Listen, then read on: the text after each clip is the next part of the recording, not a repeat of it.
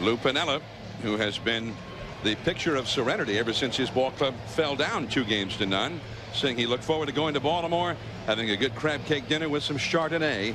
The Mariners then also look calm and cool as they won a ball game here yesterday to stay alive. Now the Pepsi Mariners batting order. It will be Joey Cora at second base, Alex Rodriguez shortstop, Ken Griffey Jr.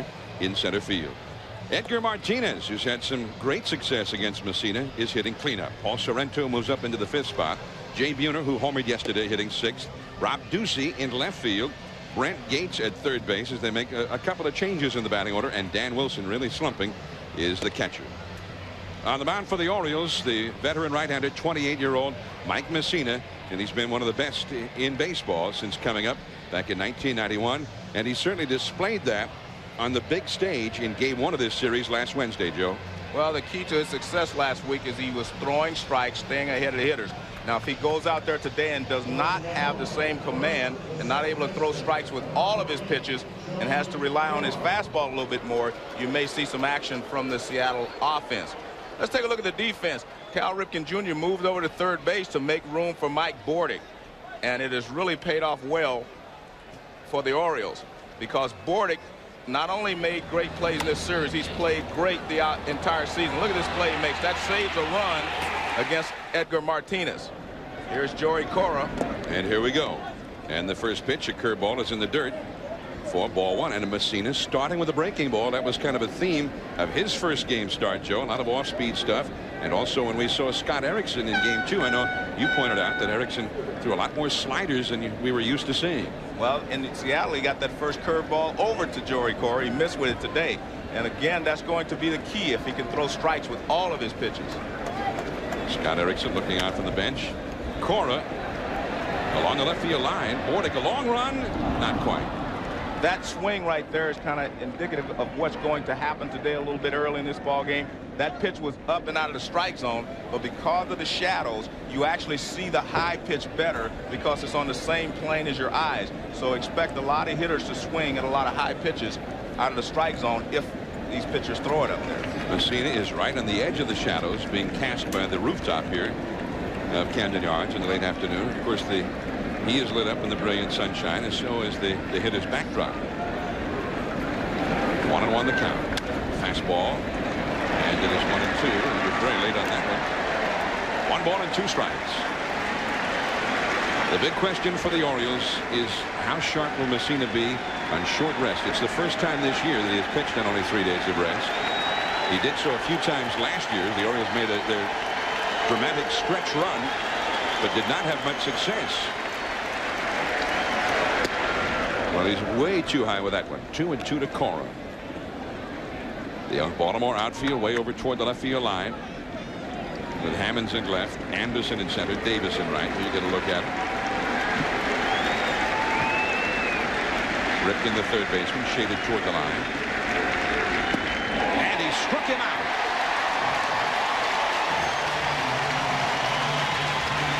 When you're ahead in the count, you will get a lot of hitters to go out of the strike zone, and especially on a day like today. This pitch is not a strike. This is the knuckle curveball, but you'll see where it is. It doesn't even start in the strike zone, but again, it's very difficult to pick the ball up. So if you get ahead, the hitters will chase a lot of bad pitches. Now Alex Rodriguez, and this is one of the changes now for the Mariners. A-Rod, who almost all of last year, when he had such an incredible season, hit #2 in front of Griffey, and he's back there today. That's a drive into left center field. Hammonds had a late break, but he's there now and just does reach up to make the catch. That one started sailing and almost got over him.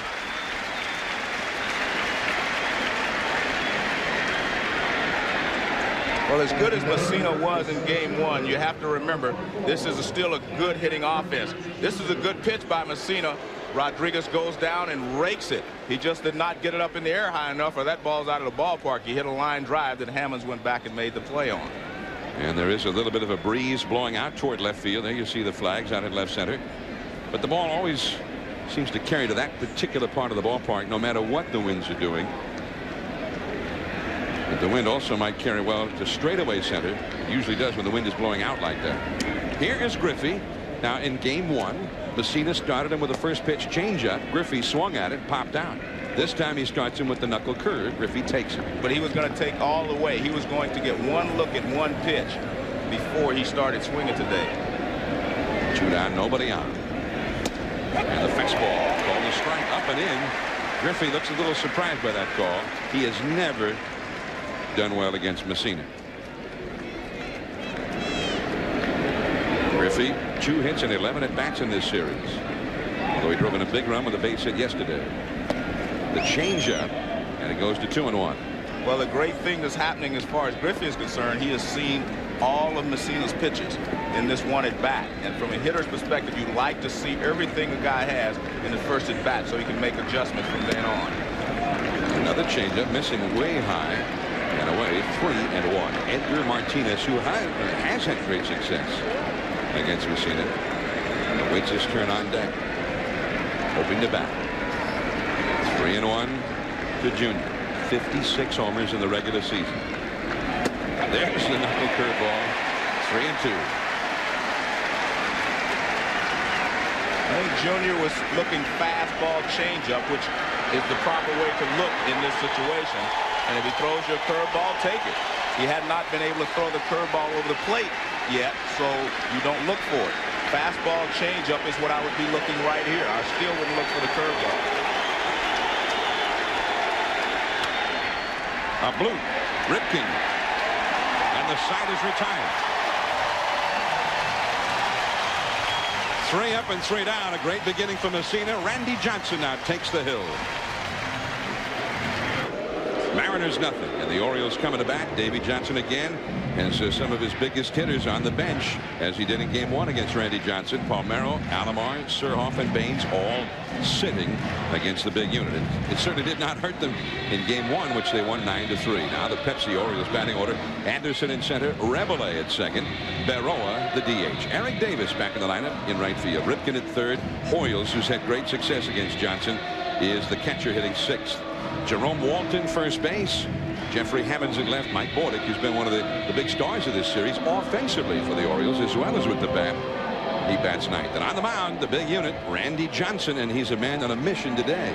Well, Randy Johnson basically throws a good fastball and a good slider. He very rarely throws a changeup. He'll make the ball sink sometime, and that is like a changeup. But he did not have any success getting ahead of the hitters in Game 1. If he does get ahead, expect him to be very tough for the Orioles to score on today. Brady Anderson, the only left-hander in the batting order, a check swing roller. That's foul on the first base side. And that's a change and adjustment from the first ball game. First pitch of the first ball game, he threw Brady Anderson a fastball, and Brady hit a hard ground ball to second base. Brady Anderson will see a lot of breaking balls today because he was too comfortable against Randy Johnson last time. I mean, Randy threw him a lot of fastballs because he could not get ahead in the count. But I expect him to throw a lot of breaking balls to somebody to the left-hander today, Brady Anderson. Jeff Rebele, the Geronimo Barroa, a little foul. 91-mile-an-hour fastball there, missing down and away. 1 ball and 1 strike. And we'll be watching that radar gun, as you heard Kevin Kennedy comment just before the game. Johnson ordinarily routinely around 95 miles an hour with the fastball, but not so the other night. Well, that pitch there, he got more on top. The second pitch he threw to Brady, I didn't like his release point. That was where Randy Johnson wants to be, that last pitch. Right there. See, he's getting a little bit more up on top. The second pitch to Brady, first pitch was a curveball. The second pitch, he kind of threw it not sidearm, but he did not get up on top of it. Randy Johnson basically throws 3/4 and he slings the ball at you, and that's what he's done since that second pitch. 2-2. Brady Anderson, who homered in the second game, and there's the breaking ball, and he struck him out. He will see a lot of those today. Let's take a look at the defense. A little different defense today, and for Lou Piniella, he's got Brent Gates at third base. And the reason for that, he's trying to get another left-handed bat in this lineup against Mike Mussina. So we'll see how that hurts his defense, or if it hurts his defense, or it really helps his offense. There's Gates. Gates basically was a second baseman. He's played a lot of second base for the Oakland A's. Jeff Rebele at second base for Baltimore today, and a foul. It goes back into the upper deck off to the right. 1 strike to count. Really tough right now for the hitters to get a good look at the ball. Johnson himself now starting to be engulfed in the shadows out at the mound. He misses high and away again. 91 miles an hour there with a fastball, and that ball also has a brief moment of sunlight just before it gets to the plate and then back into the shadows again.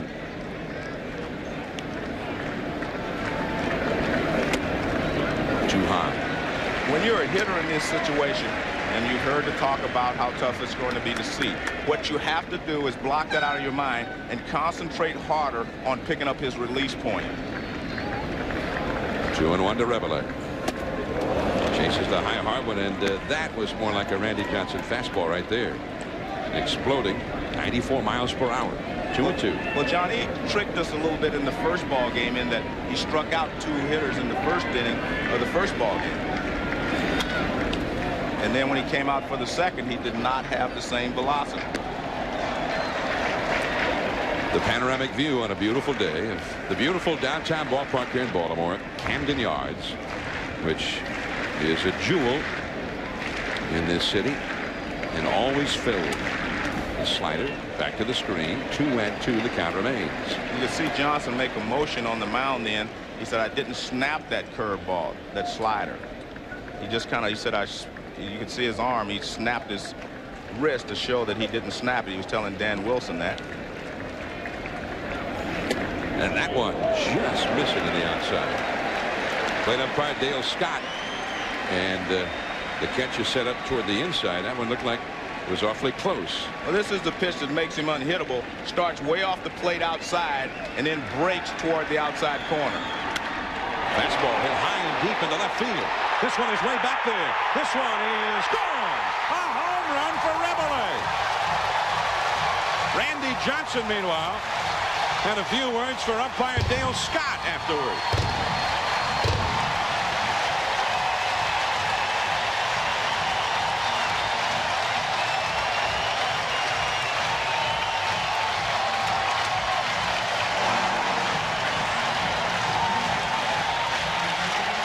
One thing to remember, it's difficult for the umpire to see the ball as well as it is for the hitters. The shadows do not disappear from the umpire's view. They're still there, and it's very difficult sometimes to see it because the pitch before that looked like strike 3. There's a fastball in and down, and that's the way you have to hit Randy Johnson. Make him get the ball down. Jeff Rebele has gone deep. Now Geronimo Barroa, who is ordinarily a guy who does go deep. And usually in the Oriole bullpen, that's too high. Alan Mills will call in for the bullpen after somebody hits a home run, saying this is a call from the White House. Into right center field. And the Orioles are back at it against Johnson. Barroa heading for second. A stand-up double.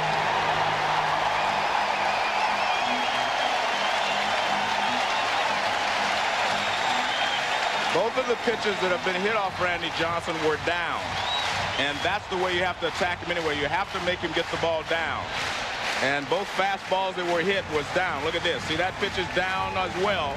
And you do not have the same velocity down in the strike zone that you have up in the strike zone. And Barroa does a good job of making sure that he was going for a double right from the time he hit the ball.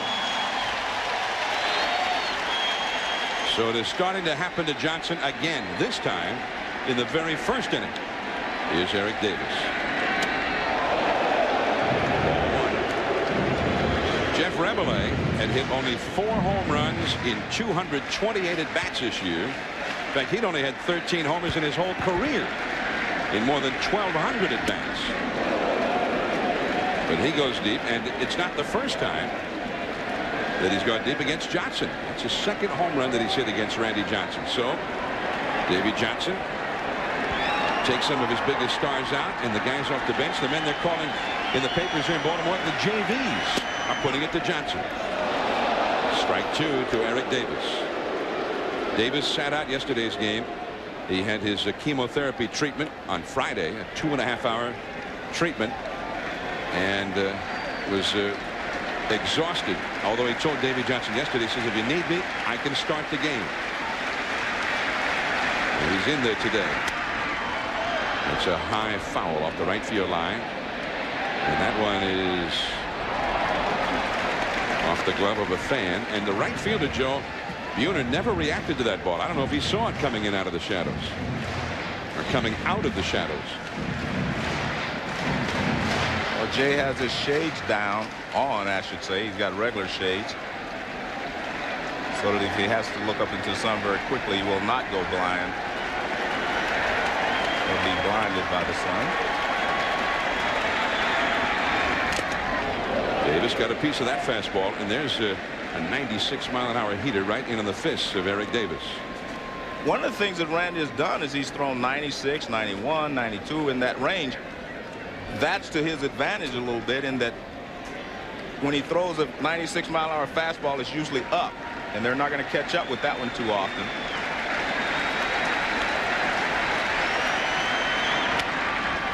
And another foul off to the right.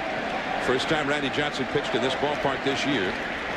He faced Mike Mussina, and the Orioles ended a 16-game Randy Johnson winning streak. They won the ball game 13-3, although Johnson was down 2-1 after 5 when they had a long rain delay, and then they clobbered him when he came back from the rain delay.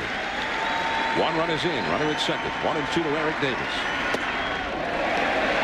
2-2. Well, even if they do not break the game open or score a lot of runs here, they're accomplishing one thing, and that is getting Randy Johnson to throw a lot of pitches early in the ball game.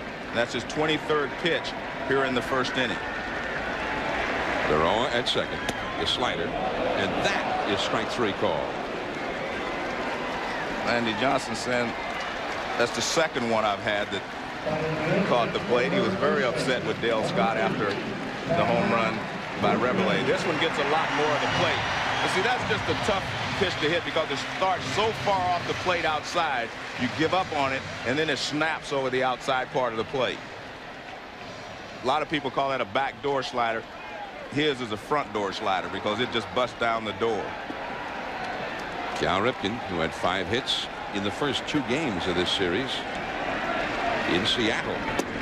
And that is another slider for a called strike. A front door slider. Yeah.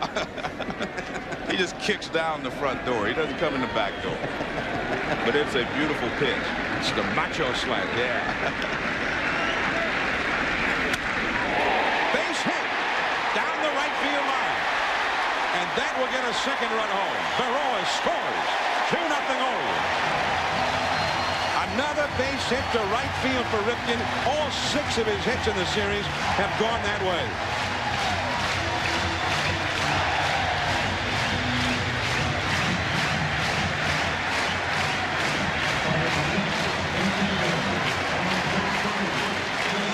Every one of the pitches that have been hit, the fastballs are belt high and below. They have not been able to catch up with the high fastball, but when he gets it down, they've been able to handle it. And as you mentioned, Ripken has gone the other way every time in this series. He hasn't pulled the ball to the left, not even the ones that are not base hits. He still hasn't pulled the ball. Chris Hoyles, a strike. Now Hoyles is the guy with the success against Johnson in the past. He has a home run in this series against him. Hoyles, who played in that first game and also yesterday. A sinking fastball, and it's 1 ball and 1 strike to Hoyles. That is his version of a changeup. It sinks, which gives you a different speed. 2 runs in for the Orioles. They are starting it even earlier against Johnson in this one. Fastball too far in and down a little bit. 2-1 the count. Now, this is a shock for the Mariners, Joe, right? I mean, when Johnson pitches, almost invariably they win, especially this time of year. Well, in the past, I think they've always felt like Randy would go down there and win the game for them. So maybe today will be a wake-up call for them. They realize they're going to have to score some runs. The slider, call the ball. 3-1.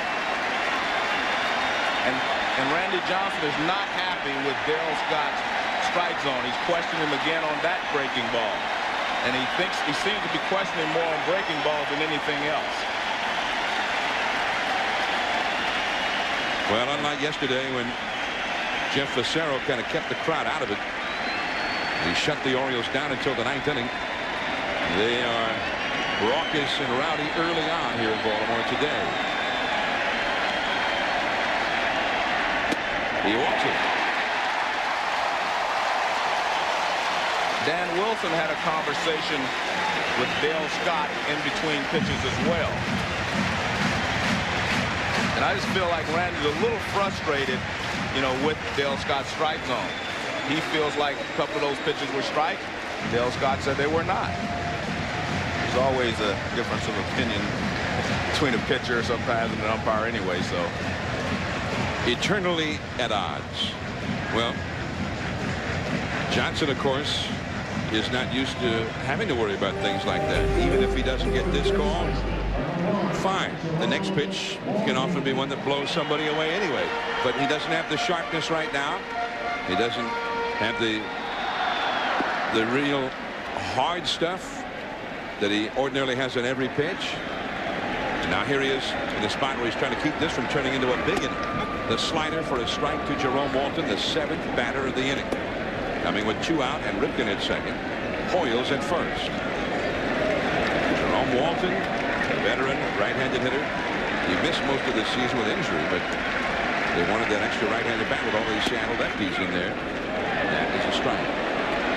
And one thing to remember, though, when you, not only do you take Palmeiro's power out of the lineup when he comes out, but you take his defense out.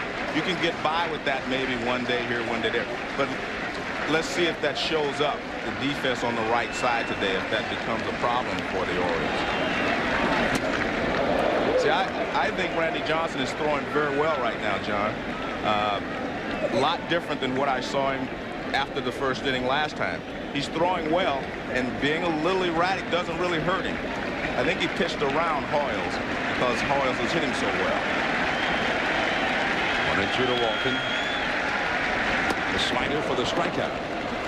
Well, he strikes out the side, but the Orioles put 2 on the board against him, and he has thrown 35 pitches already. Edgar Martinez coming up for the Mariners, 2-0 Orioles. There's the beautiful view of Camden Yards. And the blockbuster blimp is here with us.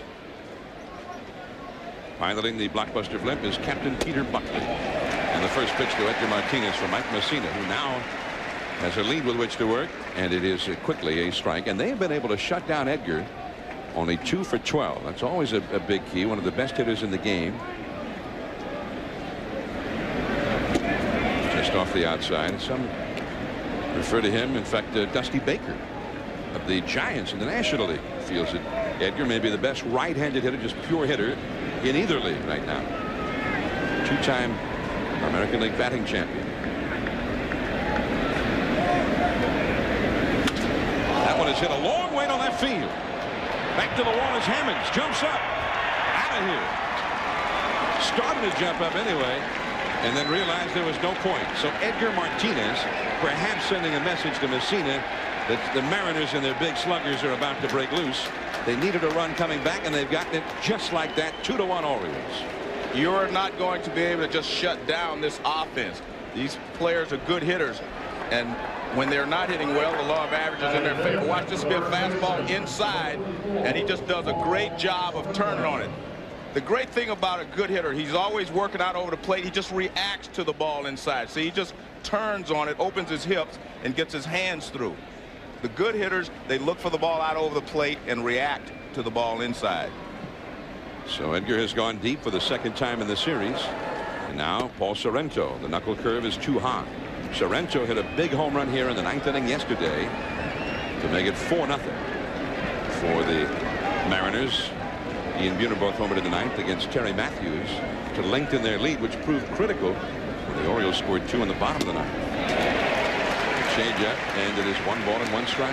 That was a big home run, not just because it cut the deficit in half, but it also sends a message to the hitters on the Mariners that we are capable of putting a scratch on Mussina, because last time out they could not touch him. Jay Buhner, who also homered in the last one against Mussina. That changeup in there for a strike. 1 ball and 2 strikes. There's no saying that good pitching stops good hitting, and that may be true in a lot of cases. But my question is, does good pitching stop great hitting? And the answer for me is no. You're not going to stop all these great hitters from getting some base hits and hitting the ball hard. And we're still ready to hear from those two, Griffey and Alex Rodriguez. Awfully close to the fastball on the outside. 2-2. It's interesting how Hoyles caught that ball. Hoyles did not really give Dale Scott a look at it. Watch how he catches it. He kind of moves his glove when he catches it. Watch this. See, the glove is moving. There's long been a complaint here among the pitchers in Baltimore, quietly, you know, off the record, about the way Hoyles catches a game. Well, I can see that just on the pitches I've watched today, because a good catcher will catch it and just leave it there. You know, he doesn't move it. Let the umpire get a good look at it, and also lets the umpire think that you thought it was a strike. 3-2 the count. And the walk. Change up missing. So Sorrento, after the Martinez homer, coaxes a walk from Mussina, and now Jay Buhner will come up.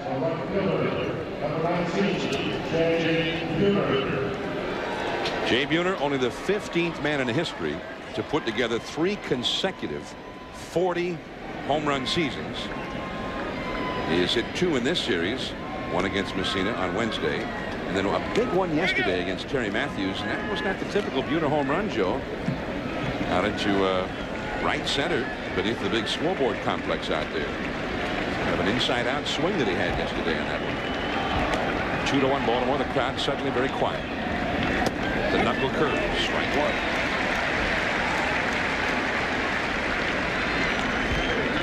With the 3 years we're talking about, not just the 40 home runs, but look at all of those RBIs. 109 this year, the worst he's had in those 3 years.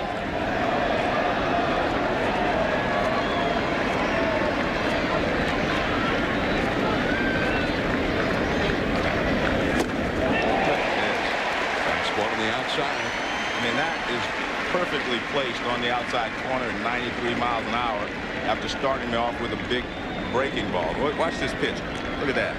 I mean, you don't throw a pitch any better than that. Like a much harder version of Greg Maddux right there. You read my mind.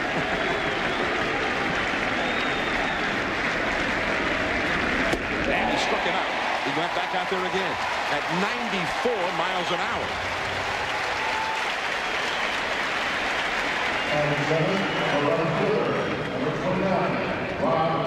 Fastball away again. This one's up. And that's where you want to pitch Buhner. If you can throw the fastball up and get him to chase it out of the strike zone, you're going to get him out most of the day. And this is an excellent fastball up and towards the outside part of the plate. But you make a mistake, and you'll add to those 40 that he's already hit so far this year. Now Rob Ducey. A start for the first time in the series. 1 out. Sorrento at first. 2-1 for the Orioles. The knuckle curve. Has he started anybody off with a fastball yet? Well, the one good point is that he's throwing it for a strike. The danger with starting a guy with a knuckle curve, if you miss, he knows you got to come back with a fastball, and he can sit dead red then. So he has to throw strikes with it. You can't just throw it, and he's been successful so far, especially this inning, throwing the breaking ball for a strike.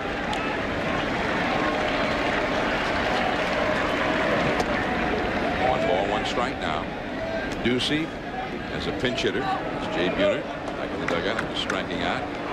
Ducey got a pinch hit down the left field line to drive in a big run on Thursday, but then trying to stretch it into a double. He was thrown out in a huge play by B.J. Surhoff. Real critical play in that ballgame, which the Orioles later broke wide open.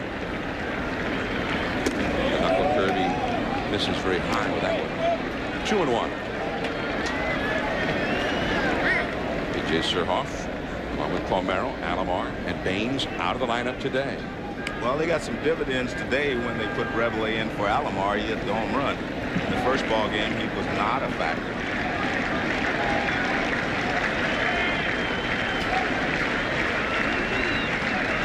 Easily back to the bag is Sorrento, not a threat to steal a base.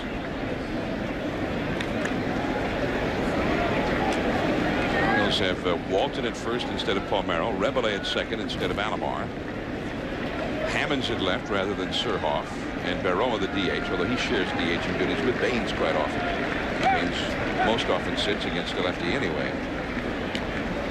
Dave has gone both ways with it. In game 2, with all those lefties sitting in game 1, he came back and had all of his lefties in the lineup against left-hander Jamie Moyer, and 5 left-handers against Moyer. He's had a history of not being as effective against the lefties. 2-1. Down in it is 3-1 to Ducey. Brent Gates, the switch hitter, is on deck. And, you know, Joe, this lower part of the Mariner batting order not as potent looking as in most of the regular season without Russ Davis in there. Got some power, right-handed hitter, ordinarily at third base. Got a bad ankle, out of action. And Dan Wilson, ordinarily rather potent, but really struggling right now.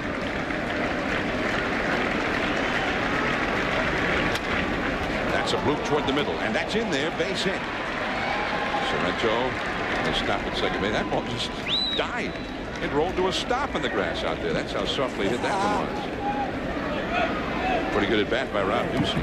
Very good at bat. Because what he did was he was patient, got Mussina into a hitter's count. He didn't do a lot with it, but he got the fastball he wanted, and he's able to get a base hit into center field. Brady Anderson does a good job of charging it. Sorrento decided he wasn't going to take a chance at third base, and he's probably right to do that, although it's going to be difficult for him to score on anything he hit the right field because Eric Davis plays Gates in shallow, and he has a very good throwing arm. Vice President of the United States, Albert Gore, here today. Over from Washington. And the knuckle curveball. Again, first pitch knuckle curve. Again, a strike to Brent Gates this time. 0-1 the count. 2 men on, 1 man out. You will not see many hitters attack that first pitch knuckle curve. So he's going to have to throw more than 1 strike with it in each at bat. Knuckle curve into left field. Hammonds is there. Drifting back a little bit. Number 2. Both times he's gone back now. Right at the last, Hammonds has had to quickly backpedal a couple of steps. The wind might be pushing that ball a little extra here today. Well, it was a check swing. That may have fooled him. Watch Gates. He tries to check his swing a little bit. He started, and then he just looked like he drug it through the strike zone. Didn't have much bat speed. Hammonds broke toward left center, but the ball could have tailed back because when a left-hander slices it over that way, you get a pretty good tail on it. 2 down, and here is Wilson. And there are the sad numbers on Wilson. 0 for 11, 8 strikeouts. 2 on, 2 on. The shortstop, right to Bordick. Rebele. That was not a very good feed by Bordick, but they get the out on Ducey. 2-1 Orioles. We go to the last of the second. There's the view of the beautiful Inner Harbor area here in Baltimore. The National Aquarium over there. And of course over here, Camden Yards, right next to the 19th century structure. The huge B&O warehouse. The two blend together as if they've been right alongside each other for all those many years. Camden Yards, which of course is the state of the art in terms of baseball stadium new building. Jeffrey Hammonds against Randy Johnson. Quickly it's 0-2 to Jeffrey. Now it was the second inning, as you pointed out, Joe, where Randy Johnson was not the same pitcher the last time. So this is a key inning for him. You're right. So he wanted, as you see Dan Wilson give him the glove higher, he wanted that fastball up, and he got it down, not down, but it was down in the strike zone, into the strike zone. He wanted that pitch up and out of the strike zone. You don't want him to have that pitch down in that burning ring of fire. But he needs to get that fastball 0-2 especially. You want it up around the shoulders, not so much around the letters. I didn't know you were like a Johnny Cash guy. 0-2 the count to Hammonds. Bordick is on deck.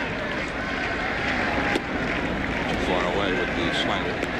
1 ball and 2 strikes to Randy Johnson. Later tonight, the Cleveland Indians trying to stay alive against the Yankees. That's a 7:30 game on Fox. A little bit low. 2-2. And again, Johnson having to go deep into counts. Very rarely has he just put somebody away after getting ahead of it. Emmons with a high foul off the first base side. Still 2-2. There's that warehouse we were talking about. Now offices, a beautiful restaurant are in there, boutiques along what is called the Utah Street Corridor. That's the in-ballpark promenade. Hoops Barbecues out there, Joe. Strike 3 called. A slider on the outside. It was interesting. Hammonds just started to walk off before he made the call. And that didn't look like one of those right down the middle, no doubt about it calls. He started to walk off before. Watch this pitch. He starts to walk off before Dale Ford makes the call. Look at that. See, he starts to walk off. This is why I say he's devastating. He starts that ball way out off the outside corner, and then it just snaps as it kicks down the front door. Now here's Bordick out of the University of Maine. John Winkin, great program up there for many years. Bordick was a product of John Winkin's program. And a couple of times he was in the College World Series with the Black Bears of Maine. He's trying to get to that World Series for the first time with his new ball club, the Orioles. Bordick has been a real thorn in the Seattle Mariners side this entire series. And a lot of times that happens. You see a guy that you don't think much of. You think of him as a defensive player, and he has a good offensive series, and that's what's happening here to Bordick.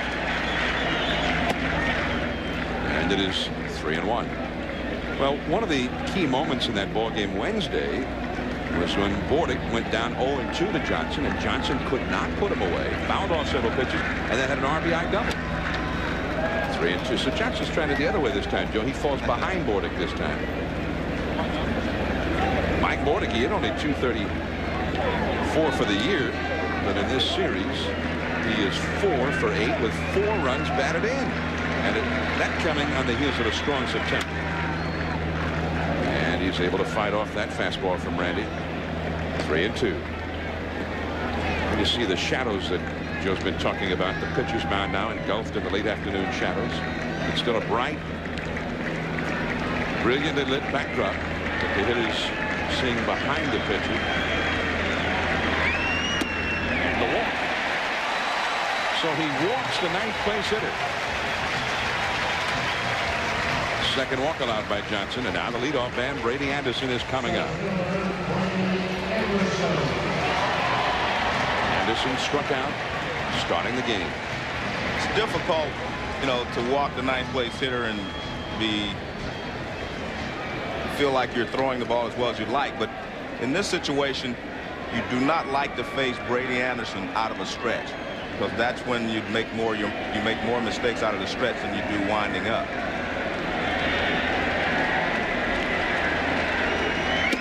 Slider for a strike.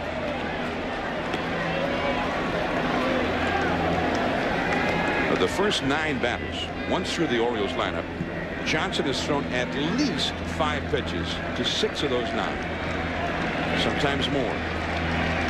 He's given up 3 hits and 2 walks to the first 9 batters, but he also has had 4 strikeouts. So hard to get a read on what's Randy Johnson we're going to get ultimately here today. And you see a different Brady Anderson swinging against him now when he's throwing him all these sliders and breaking balls. And that's what you do when you get ahead in the count. They will chase some balls out of the strike zone, but you get behind and they will not. 2-1 Orioles, second inning, 1 out, 1 on, and he strikes him out again with the slider.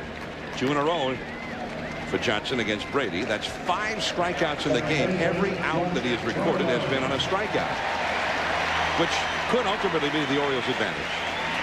There's a good breaking ball, but it's not in a perfect location. But because he comes sidearm, starts it almost behind Brady, it's kind of hard to stay there. And that pitch, Brady just swung right through it.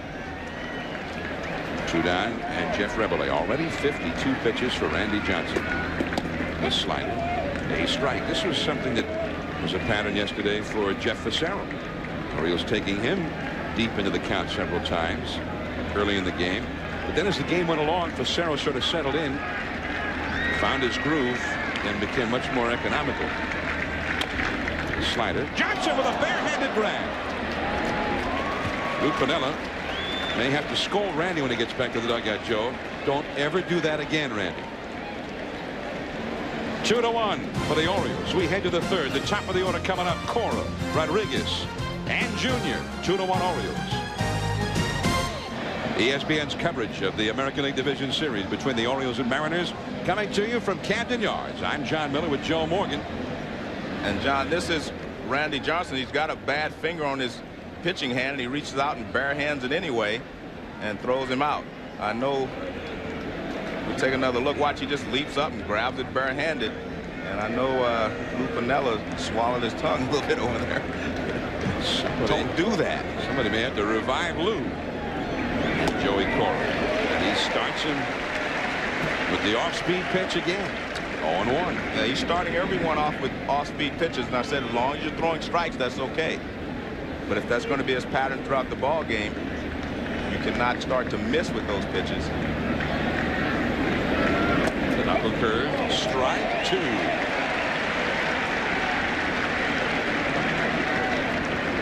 Cora struck out his first time. Alex Rodriguez on deck, and then Ken Griffey Jr. due up third in the inning. Cora, the man who got the Mariners offense going throughout the year, a 300 batting average. Knuckle curve, this time he laid off. An appeal made to Tim Cheetah, the third base umpire, denied. 1 ball and 2 strikes. Yeah, Randy Johnson, you know, hurt that finger originally, upset about a call or a pitch that he'd made. The catcher threw the ball back to him, and he grabbed it barehanded. And afterwards said, "What an idiot, huh? That's how I hurt the tendon in the finger." He missed 4 starts after that before coming back in September. The knuckle curve for the strikeout.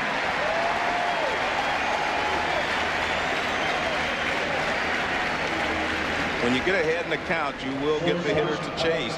And he almost chased the pitch before. And watch, this is not a strike, but it's a beautiful pitch because it's very difficult to lay off of this with 2 strikes. You say, well, I got 2 strikes, I got to swing something close, and you go out of the zone. 1 down now, and here is A-Rod, Alex Rodriguez. He flied out deep to left center his first time. Griffey is on deck. Started with a fastball of beauty. Knee high on the outside. It is 0-1. And the reason he did that, John, is because the first pitch last time he started with fastball, he hit it hard. So he comes back thinking that A-Rod is looking for something else, throws him a fastball again. No one ever accused Mike Mussina of being dumb. He's throwing him all hard stuff because he hit the ball hard last time. He figures he's looking for something else. The thing with Mussina is the lemonade vendor, Joe. He mixes it beautifully for you. Some people enjoying the game. Some people, hey, it's a living. 0-2 to Rodriguez. He'd like to get on base somehow with Griffey coming up next. Just got a piece of that one. John, when you have a hitter like Griffey that hits a lot of home runs, McGuire, those types of players, you need someone to get on base in front of you so that the pitcher doesn't have a place to put you, so to speak. He can't just say, well, if I fall behind, I'm not going to throw a strike. So you need someone in front of him, and I think that's why he put A-Rod back in front of Griffey today, so that Griffey would have somebody on base in front of him, or try to anyway. Griffey giving a souvenir to a little girl. So that'd be something to remember forever. 0-2 the count. I mean, Griffey, not only the greatest player in the game today, one of the greatest of all time, he certainly got a chance to put himself up in that pantheon of all-time greats by the time he's finished. I don't think there is any doubt that if he continues on the path, he would be maybe in the top 3 or 4 of all time. Griffey also, without question, the most popular man in the game today, and one of the most popular of all time. 2 strikes to A-Rod. And down he goes on the fastball. Rodriguez hung tough in there, but he really got a lot of tough pitches there from Mussina. 4 strikeouts from Mussina. Well, with 2 strikes, he's done this quite often today. Throw the fastball up and away to the right-handed hitter. That pitch is almost impossible to hit. Look where it is, away, and it is up, and you see how A-Rod swings at it. A little too close to take with 2 strikes, but almost impossible to fight off. Now Griffey, 2 down and nobody on. The top 3 hitters in the Mariners batting order have not been able to get on against Mussina. It's a high foul He changed up on him in the first pitch, and a high lazy ball down the right field line into the sunshine in the corner. When I look at the record that Griffey has against Mussina, he was 4 for 33 coming in. I am a little surprised that he has not maybe adjusted and gone back through the middle a little bit more, because I've seen him do it with other pitchers. The fastball up and in. Well, maybe that's the reason right there, because he keeps firing. He keeps him off balance by throwing change-ups away, and he throws the fastball inside. That keeps Griffey from maybe going out and slapping the ball the other way. But I've seen him go the other way on a lot of pitchers throwing change-ups. Knuckle curve. Did he swing? Yes. Tim Cheetah, third base umpire, said he swung at that one. 1 ball and 2 strikes. I didn't think he swung, but Cheetah has a better view of it than I do. 2 down and nobody on. The Orioles 2, the Mariners 1. Edgar Martinez will be next. He struck him out with the knuckle curveball. In the dirt. Mussina strikes out the side. He and Johnson each with 5 strikeouts for the game. Barroa, Davis, and Cal Ripken coming up. 2-1 Orioles. The Orioles trying to clinch the division series with the Mariners, leading 2-1 as we go to the last of the third. And Geronimo Barroa tries to hit one out into that inner harbor area that we were just looking at. And one of the more spectacular vistas, Joe, in any city. A real showplace, the inner harbor here in Baltimore. A strike in the outside. Nice pitch by Randy. He's finessing him here. Well, he's throwing a lot of sliders, which I think is making him more effective with his fastball.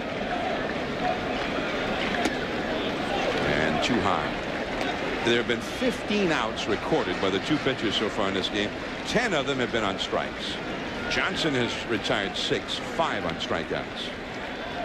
The slider just got a piece of it, and again they make him throw more and more pitches here. Johnson has now thrown 58 pitches already. But Lou Piniella said that coming here, the airlines lost his bags and his bullpen.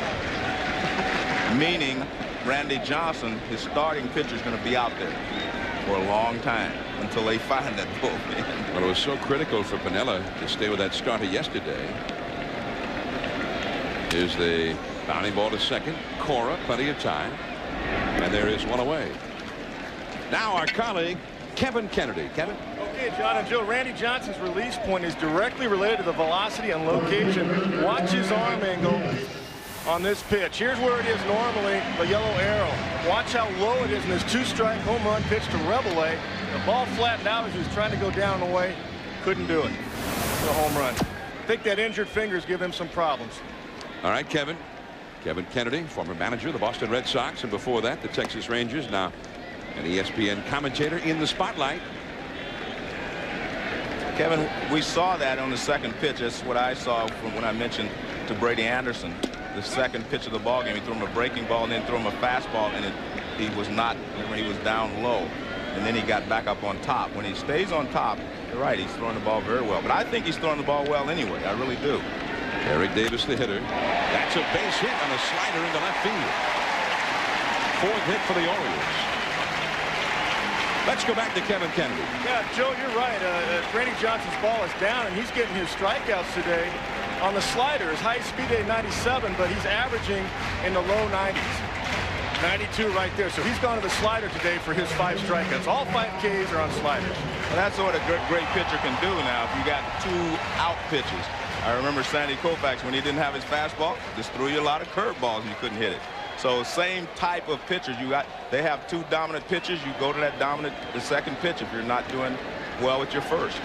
Cal Ripken single to right, driving in a big run, a 2-out clutch single to right in the first inning that brought in Baltimore's 2nd run. Cal has been doing that throughout this series, taking the ball to right field. He has 6 hits in 13 at bats. 1 out, Davis at first. Davis with excellent speed. Down to third base side, but not hit hard. And Gates will make the play to first base as Davis moves over to second. 2 down. And now the Randy Johnson killer, Chris Hoyles, coming up with first base open, Joe. And Walton behind him. And Dan Wilson's going out to talk. to Randy Johnson. He's going to say, look, you know, this guy feels comfortable in the batting box against you. We've got to either make quality pitches or just make him go out of the strike zone. The 4 home runs. But the other side of the coin is when Johnson has made great pitches, he struck Hoyles out. He struck him out over 15 times. Well, 15 times since in those 28 at bats. So it's either feast or famine.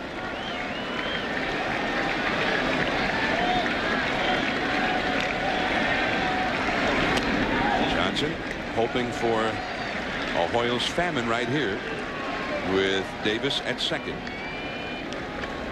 Randy Johnson, including his first playoff loss to Baltimore this year, has lost 5 games the whole year, 3 of them to Baltimore. Hoyles lifting one high and foul and back out of play. 1 ball and 1 strike to count. When I talked to Dan Wilson about why Hoyles has had success against Randy Johnson, he alludes to the fact that most of the time there are mistakes. Breaking balls that hang in the middle of the plate or fastballs in with not enough on them. So I think you'll see him try to stay away, maybe get him to chase a slider down and in, but he will not try to throw strikes inside. The fastball is popped up foul. The Gates at third into the coach's box. We are heading into the 4th inning now. Edgar Martinez, Sorrento, and Buhner, 2-1 Orioles. Now the top of the 4th inning. Game 4 of the American League Division Series between the Seattle Mariners and the Baltimore Orioles. I'm John Miller with Joe Morgan, your division playoff commentators. I mean, and with Joe Morgan, I mean that literally. Joe does every single series. That's a strike. How are you going to get to Cleveland for that one tonight, Joe? I'm going to miss that one. Oh, sure, you're missing it, yeah. He had a fastball off Mussina last time inside. You see right away Mussina starts to go away. And I think he'll come off the plate inside, but he's going to have to stay away from him most of the afternoon. Edgar Martinez slowly to shortstop. Boarding. 1 away.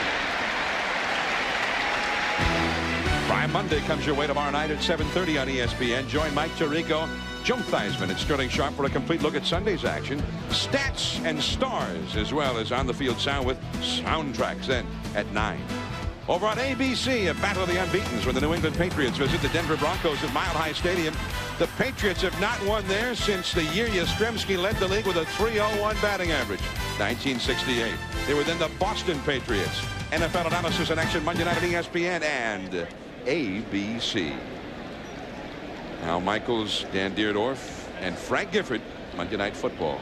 And the Boomer. Boomer's always there. The Boomer, that's right. Yeah, Chris is there in the studio. 2-1 for the Orioles in the 4th. And I'm not sure what just happened, but Eric Davis was over in the corner. I feel maybe something got loose on the field from out of the stands, whatever. They've solved it. And here is Sorrento.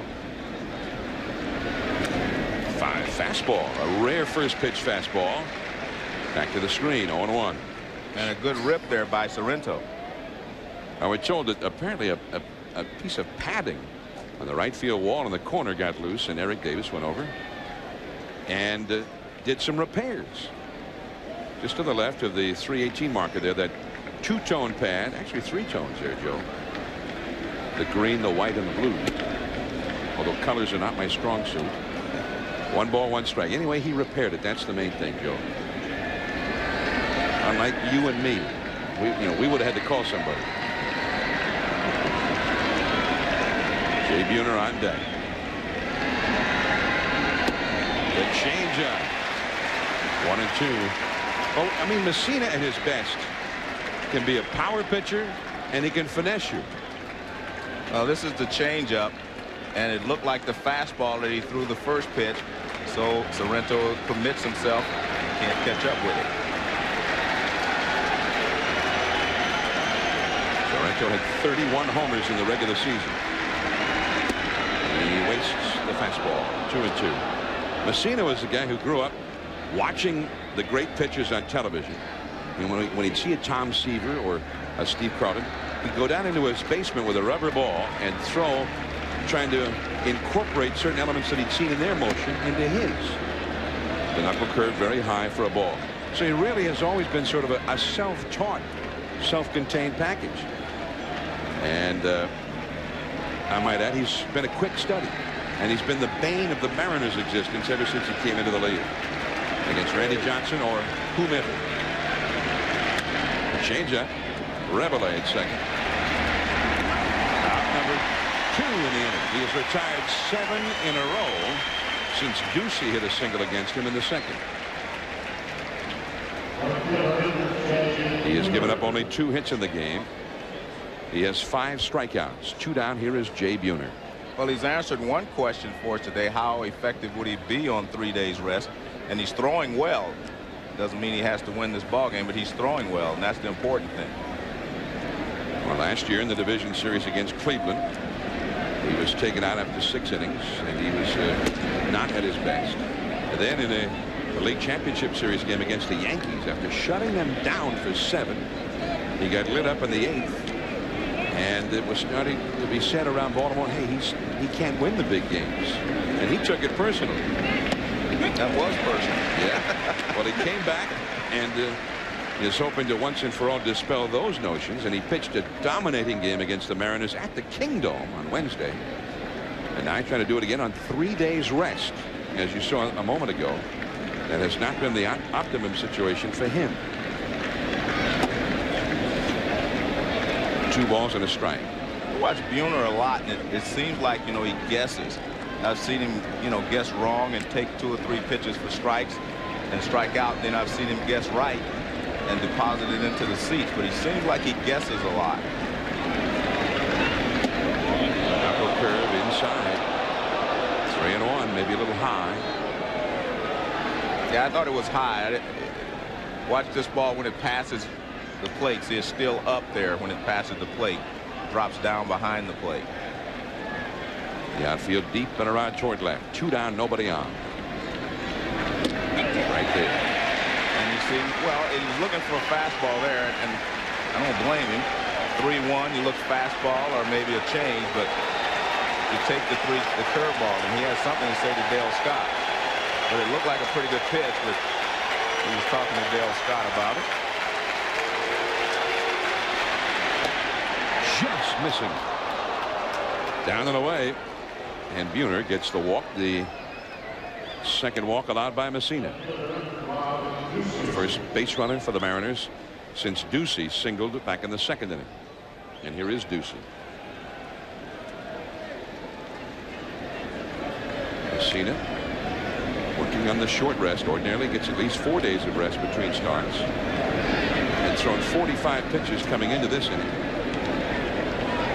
Johnson has already thrown 67 through 3 innings. The knuckle curve for a strike. That's the 60th pitch thrown by Mussina.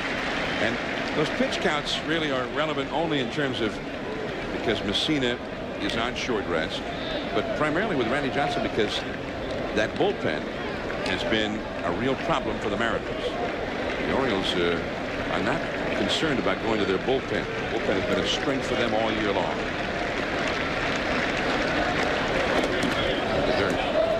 Down by Hoyles.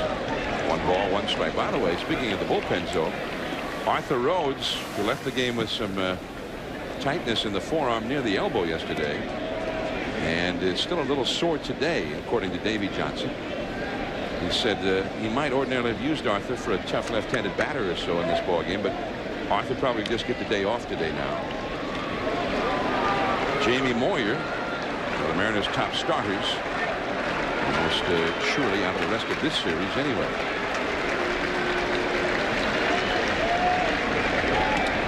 In the dirt, the changeup missing badly. 2-1 the count. That's the first time really we've seen Mussina miss with a couple of pitches in a row that badly, Joe.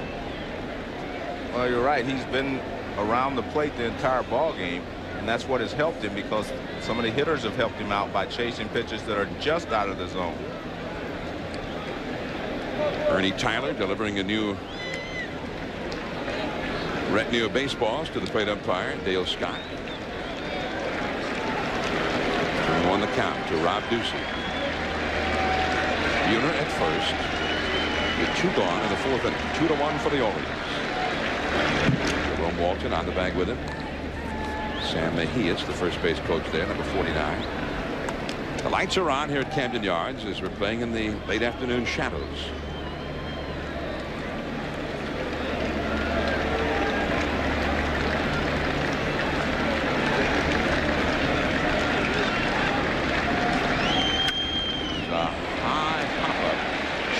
Center. Rebele being caught up by Brady Anderson. One man left. Walton, Hammonds, and Bordick against Randy Johnson. 2-1 Orioles.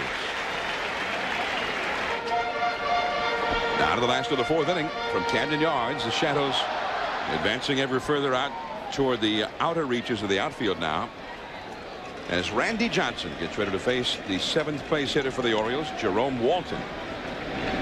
Slider too low on the outside. Walton struck out his first time. Johnson with 5 strikeouts in the first 2 innings of the game was much more economical in his pitches in the third, retiring the side without a strikeout. 1 ball 1 strike. Walton, then Hammonds, and then Bordick. 2-1 for the Orioles in the last of the fourth. That's a foul. 1 ball and 2 strikes. Later tonight, the Yankees will try and move on. They face the Cleveland Indians at Jacobs Field. The Yankees handled Charles Nagy and company pretty well last night there. And the strikeout. That's the high hard one. That's the first strikeout with a fastball for Johnson. Let's take a look at Hammonds. The first time up, he strikes out on a fastball. This time, last time up, struck out on that devastating slider. We're going to show you why the right-handers give up on this pitch, because he starts it so far. Look where this pitch is starting, outside. Normally the pitch would start here. That starts so far outside, and then you give up on it and see how it starts to break. I mean, it's just difficult to do, and Hammonds walked away because he knew it was a strike. He starts it so far to the outside, it's almost impossible to stay on it. Ball 1 to Jeffrey Hammonds. Mike Bordick on deck. And that slider is in there for a strike. Well, Randy Johnson's got a few advantages that most pitchers have never had, Joe. I mean, how many guys 16 have that kind of long arms that Johnson's got? Caught by Cora. Hammonds hit it, but right to Cora. 2 down. I mean, somebody wrote after one of his earlier games this year, he's got the wingspan of a condor. J.R. Richards from the right side could throw a slider similar to that, but I have not seen very many other pitchers have the slider that hard.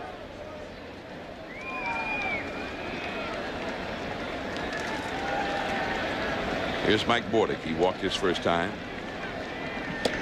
A strike. One thing they really like about Bordick is, as Thomas Boswell pointed out in the Washington Post today in the column, the things that maybe don't show up in a box score.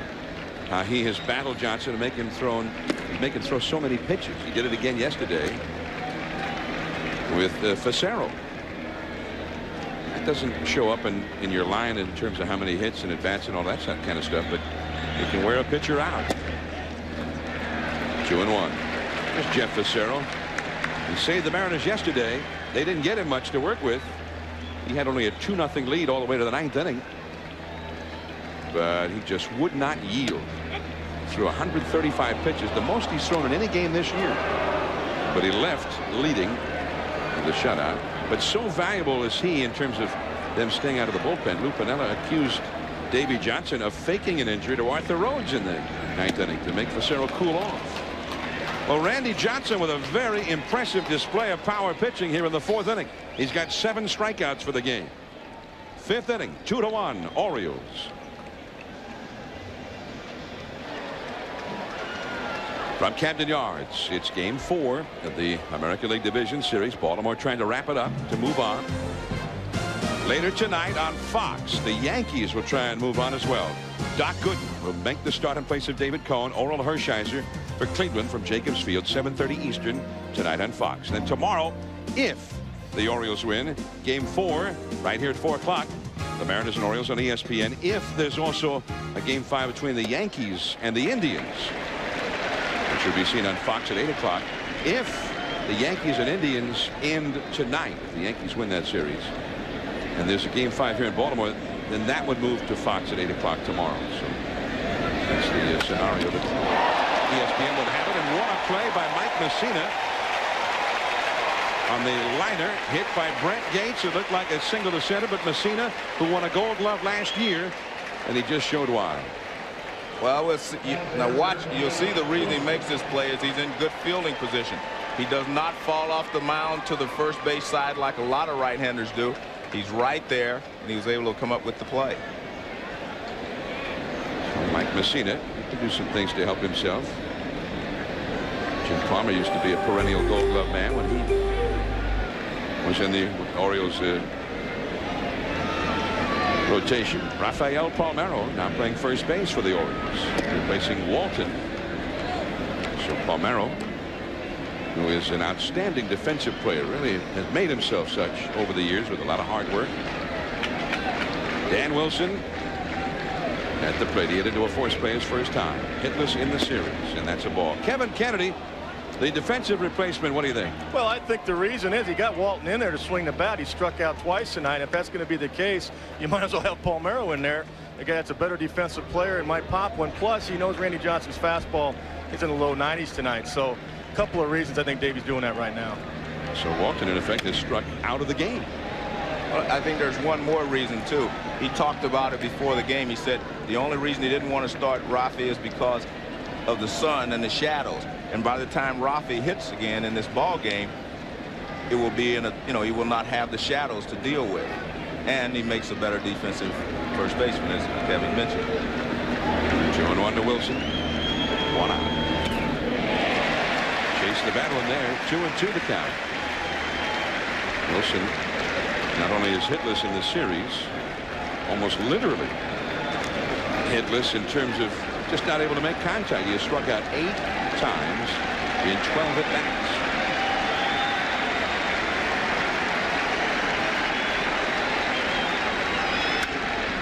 Fighting off that tough fastball away. 2-2. You have to feel bad for Wilson because he's a much better hitter than this. But the problem is when you're a catcher and you wear yourself down over the course of the season, what happens is you start moving your body first, trying to help get the bat through the zone. And when you do that, you're dead meat on breaking balls and off-speed pitches. You get caught right in between. He is tagged out. Hard breaking ball by Mussina for the strikeout. His 6th strikeout of the game. I really think it's all part of the fact that he is tired. And I mean, that just goes with the job of being a catcher.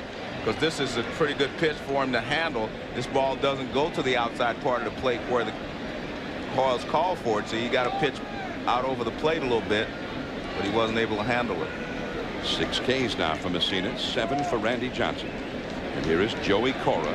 The Mariners have not had a hit since the 2nd inning. Only 2 hits in the game against the Orioles.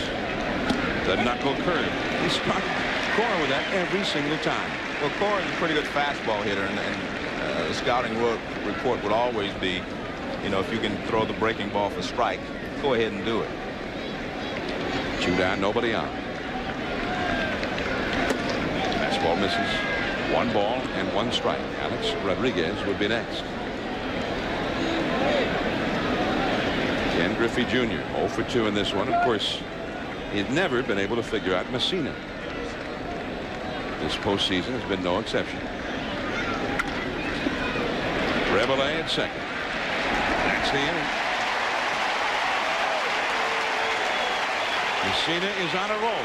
The top of the order, Brady Anderson, Rebele, and then Barroa. 2-1 for the Orioles.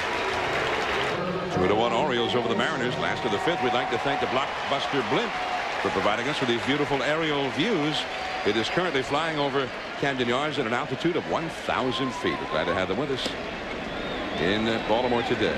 Now the top of the order for the Orioles. Brady Anderson taking a strike. It was in the 5th inning that they laid waste to Randy Johnson Wednesday night in Seattle, breaking open a 1-1 game. This is a different Randy Johnson, though, John, and he has been throwing well the entire ball game. A couple of mistakes, if you want to call them that, but he is throwing the ball very well. And I was looking at Brady Anderson, that first breaking ball is the one you have to hit. because they get sharper and sharper after that. The first pitch he threw, he was just trying to throw a strike with it. But the last one was really nasty. Randy has struck out Brady twice in a row. Anderson fighting that one off. Still 0-2. And there you see what happened to Randy Johnson in, first time through the order. And this is what he's done the second time throughout. And like I said at the beginning, he is throwing the ball well. He just happens to be up against Mussina again. 1 ball and 2 strikes. Only 1 ball has been hit out of the infield by the Orioles since the first inning, and that was a single to left by Eric Davis. And Anderson laying off that slider now. He's seen it about 100 times already today. When the game started, I knew that he was going to see a lot of sliders because he was swinging too well against Randy Johnson in Seattle on the fastball. Well, I think Brady's got the best tack right now, Joe. He's figured out he can't hit it, so he's just going to take it. Yeah. 2-2 to count. And he struck him out. All 3 times have been on that same pitch, and in fact, the ones he's striking out on are really not the best ones he's throwing. I think the speed of it's fooled him a little bit more, except Randy, watch where this ball starts. That ball starts behind him. I mean, it's pretty hard to stay there. When you watch this, now this is the view you get. That ball starts behind him, and then it starts to break. But he stays in there pretty well, but it's hard to stay in there when a ball starts behind you. So it looks like it's going to hit you right in the rib cage, and it breaks right out over the plate. 1 down, and here is Rebele. And as they always say, I've been there and done that myself, so I know exactly how he felt when that ball starts behind you. I mean, it's just very difficult to stay there. Rebele takes ball 2. He hit a fastball for a home run for the first run of this game back in the first inning. Rebele starting in place of Roberto Alomar. The Orioles got 2 in the first, and they lead 2-1 in the 5th. 3-0. Some power comes up next. Barroa and then Davis. Johnson is in the mid-80s now for pitches thrown in this game. It's Barroa on deck. But I've looked down in the dugout. They haven't found Lou's suitcase or his bullpen yet. So he's not going to make any changes anytime soon. So they lost his suitcase and his bullpen in their flight over here. Yeah. The one thing I have to give Lou Piniella credit for is even when he lost the first game with Randy Johnson, he lost the second game in Seattle, he has kept this team on an even keel. He has not panicked, and I think that's really helped these Mariners, to battle back from all this adversity, losing the first 2 at home. There's a picture of calm after that Game 2 loss. That is strike 3 called to Rebele on the slider, and that is number 9 for the big unit. Well, this is devastating if you're a hitter, because now he throws a 3-2 breaking ball. And look where it starts. And it just breaks right back over the plate. I mean, watch where this, look, that pitch starts way off the plate. And that's the pitch that you just can't hit if you're right-handed, because you automatically give up when it starts that far from your body. Here's Barroa, the slider. Call the ball outside. Barroa has hit a double to right center, and then later he scored on a Cal Ripken single. That run is the run by which the Mariners lead this game. Barroa also has grinded a second. There's a shot to left field. Into the corner. This one is gone. A home run for Barroa. 3-1 Orioles.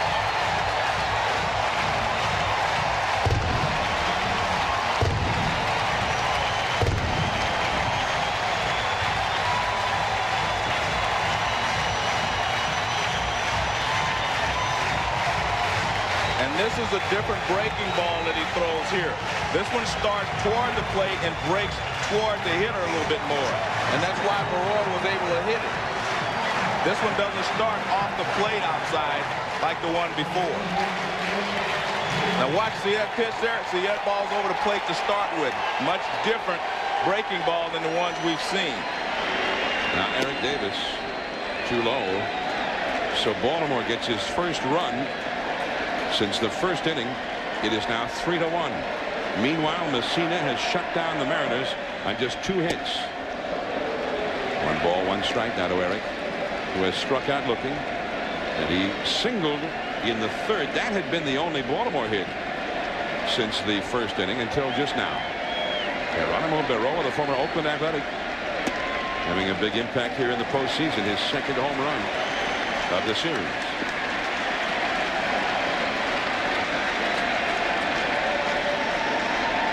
That's just why the Orioles picked him up.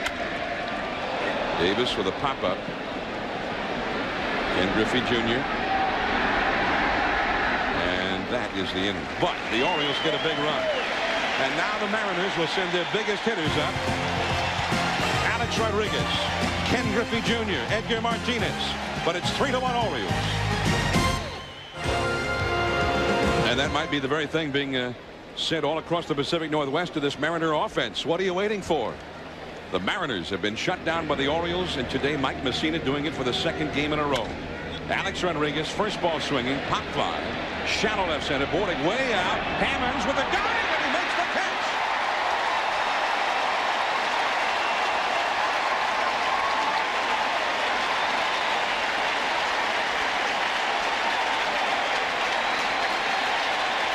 More center field than left field, and he and Brady Anderson having a laugh over it.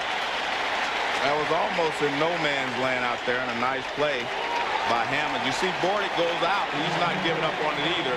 But Brady can't get there, and Hammond just barely comes up with it.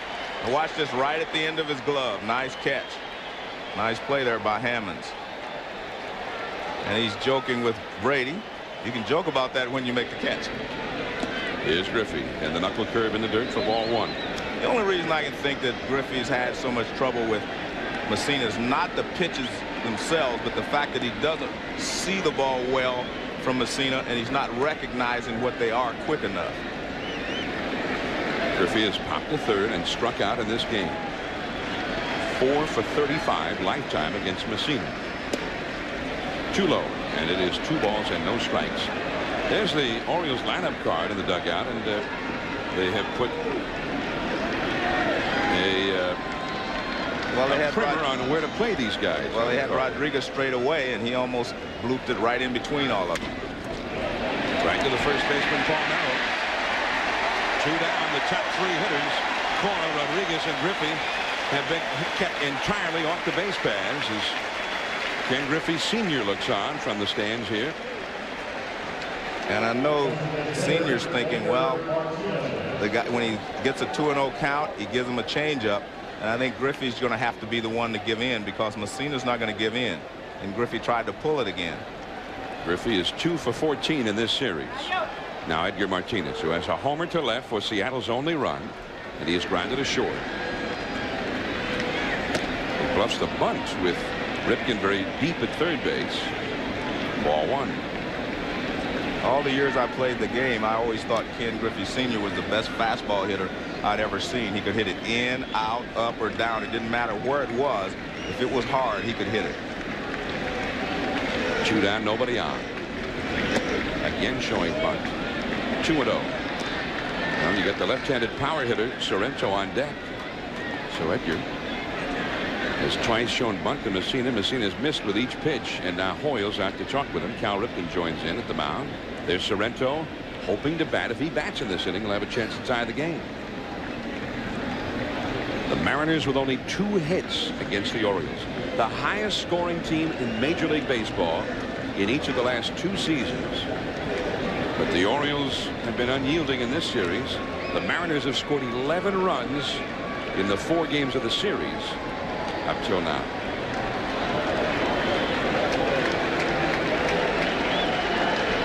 Two 2-0. 3-0. And again, we need to keep an eye on Mussina with 3 days of rest. He has not pitched with that short amount of rest at any time this year until just now. He's up in the mid-80s with pitches thrown now for the game. Still throwing that fastball though at 93 miles per hour. And still, I guess, Joe, I mean, what do you think? Ray Miller, the pitching coach, looks on. Looks like he's not laboring at all here. His changeup is the only pitch that seems to have caused him problems the last couple of innings. 3-2. Is that a slider he's throwing? I don't think that was a slider there. That was just a fastball that he wanted to sink a little bit. See, that's a fastball. He just wants to sink it a little bit, and he does so. The crowd rises to its feet. 2 down, 3 balls, 2 strikes. And they're shouting Moose. He fights off that fastball into the crowd. Well, that's the pitch that he hit out. His first at bat. He had thrown him away, and then he came in with a fastball, and Martinez was able to yank it to left field. Mike Mussina, his teammates calling Moose. Now the whole crowd calling Moose as he goes for the strikeout. And gets it. He freezes him with a curveball. Rodriguez, Griffey, and Martinez retired in order. Mussina is shutting him down again. Cal Ripken coming up. 3-1 for the Orioles. The sun setting here in Baltimore, perhaps on the Mariners as well. Let's go to Kevin Kennedy. John, we said coming in today's game we would know if Randy Johnson's effectiveness, if his fastball average 95 plus. Today that has not happened. His average fastball has been 92. Johnson's throwing more sliders today than usual. Last inning he struck out 2 guys on the slider, and then Barroa hits a hanging slider for the home run. 7 of his 9 strikeouts today are on the slider. All right, Kevin. All right. So Kevin Kennedy in the spotlight. Randy Johnson to Cal Ripken. It's 0-1. And Ripken is thrown out by Gates. 1 away. Let's go back to Kevin Kennedy. John, Randy is just. Let's take a look and we can see. All right, here we go. Here's a slider right there for strike 3. Slider again. He takes it for strike 3. Comes Barroa, hanging slider. Hits the home run. Barroa makes the adjustment. A lot of sliders today, much more than usual. All right, so it's still, although he pitched much better than in the first game, not the overpowering Johnson that you're used to seeing. And Hoyles belts one foul down the left field line. Well, I'm going to have to give a little credit to some of these Orioles hitters too, though, John. I mean, the fastball was down that Rebele hit out, and it was a hanging breaking ball there to Barroa, but they could have popped those pitches up. I mean, you got to give the hitters credit when they've gotten pitches to hit. They've been able to do that so far. Hoyles has walked and fouled out to third. 1 out, nobody on in the 6th. Hoyles leaning out, pulling that last one, and he gets one in real tight. 1 ball, 1 strike. Rafael Palmeiro on deck. And 1-2. By the way, the entire field now, including the hitter's background, is engulfed in the late afternoon, early evening shadows here in Baltimore. They didn't get to look at it in the twilight time now.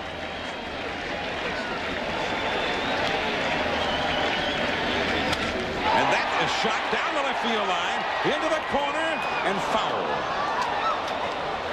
1-2. You know, that's the pitch. That was a fastball up. He was trying to throw it up and away. He threw it up and he got it in. And I'm telling you what, he cannot throw the fastball by Hoyles in that situation. Obviously, that ball there is middle of plate in, and he didn't get it up enough.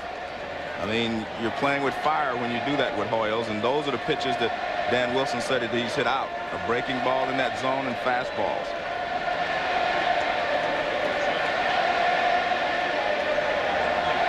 The fans are starting to chant Randy.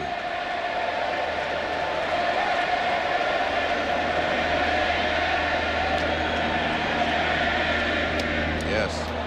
And he went around with it. Yes, he did. Richie Garcia rang him up from over at first base, and that is the 10th strikeout for the big unit. Now Rafael Palmeiro coming up. Well, this break is a devastating break. Well, look at that. I mean, at the bottom falls out of it. Hoyles tries to check, but I think you'll see, look at the bat, points way out there, and then he brings it back. Points almost straight at Randy Johnson. Pretty easy call there for the first base umpire, Rich Garcia.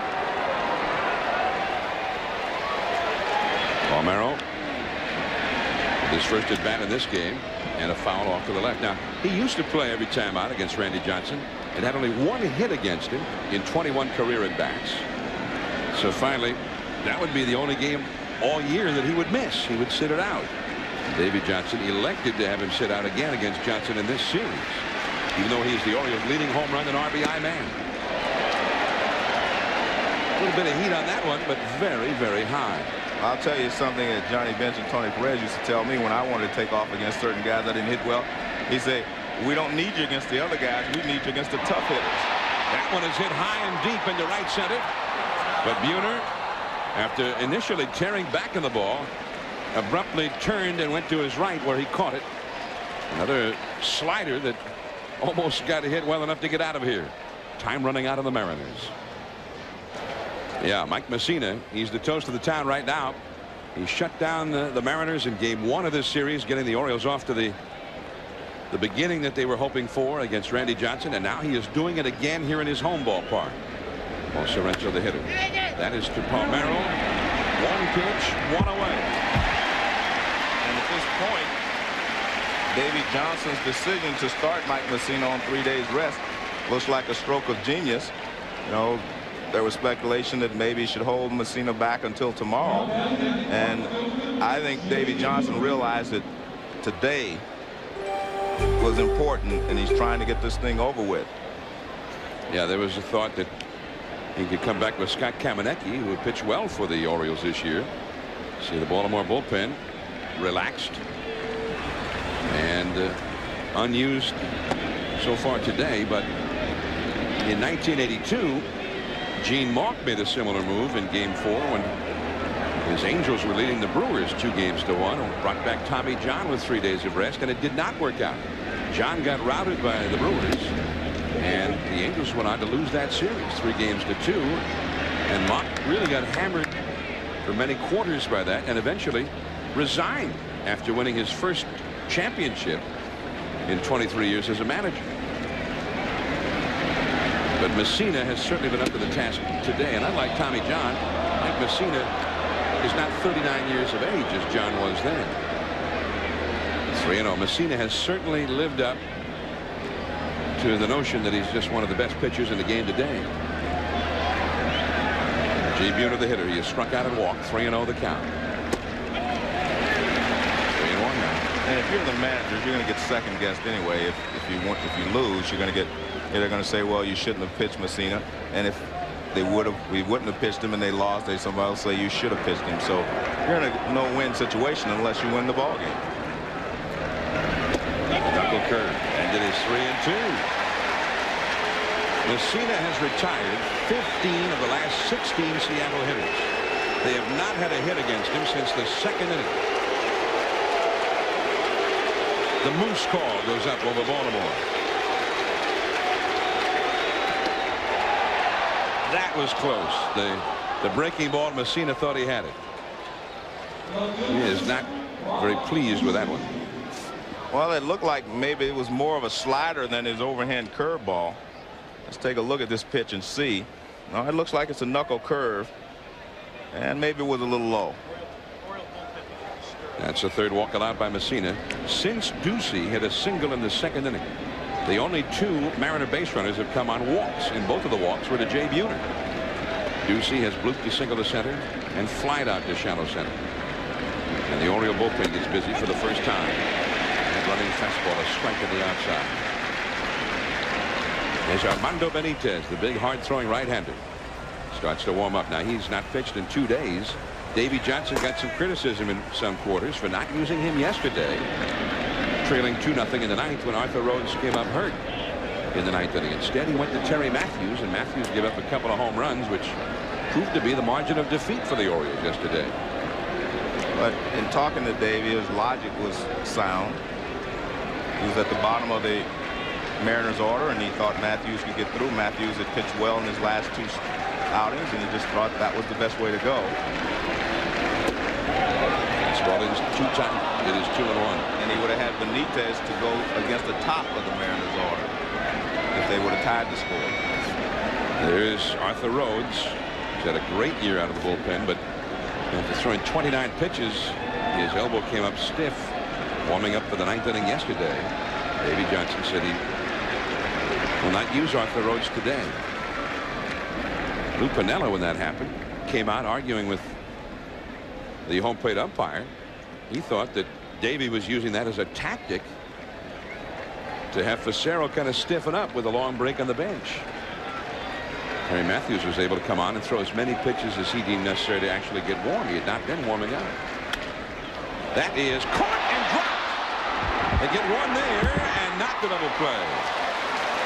Well, a chance to turn that into a double play after he dropped it. What do you think, Joe? Good hustle there by Ducey.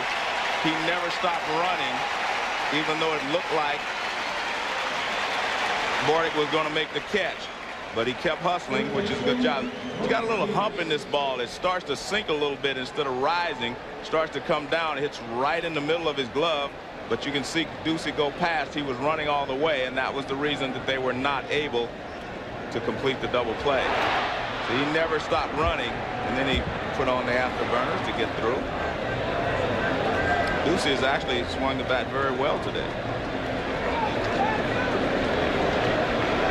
Brent Gates, the hitter now, with 2 down and a runner at first. Gates is flat out to left, and he has hit a line shot that was intercepted by Mussina on its way toward center field. 3-1. The Mariners still with only 2 hits. Where has the offense gone? The Orioles pitching staff has shut them down. 3 runs for the Orioles against Mussina, but it's been more than enough so far. Against Randy Johnson. 3 runs. Mussina has made it hold up. 1 strike to count. Gates getting the start rather than Andy Sheets. Gates, a switch hitter. Came up with the Oakland Athletics originally out of the University of Minnesota. He broke many of the school's records that had been set by Terry Steinbach before him. 1 ball, 1 strike. Well, you see Mussina the first time through the order, and the second time he has not given up a base hit. And the third time either. 0 for 6 through the third time. He's pitching very well as he tries to complete his third time through the order. In fact, all 3 times have been pretty good. Runner going. And that ball is well fouled. So I like that from Lou Piniella. I mean, Mussina was getting a little relaxed out there, so he sent the runner. I mean, you don't, when you start getting down to your last 9 outs, or now they're down to their last 7, you can't just sit and say, well, wait for the big inning. You've got to try to get 1 here, 1 there. You don't have to try to get them all back at once. Another Moose call from the pride of Montoursville, Pennsylvania. The assistant football coach at the high school up there when the season ends here. And Mussina makes a move to first. Ducey back. Cal Ripken over at third base, by the way, is hugging the foul line, protecting against the possibility of the extra base hit. You see Ripken. Big holes are open on either side of the infield. Ducey not running. Gates going up after that high fastball and fouling it away. Mussina has 7 strikeouts, 3 walks. That was his 100th pitch of the game.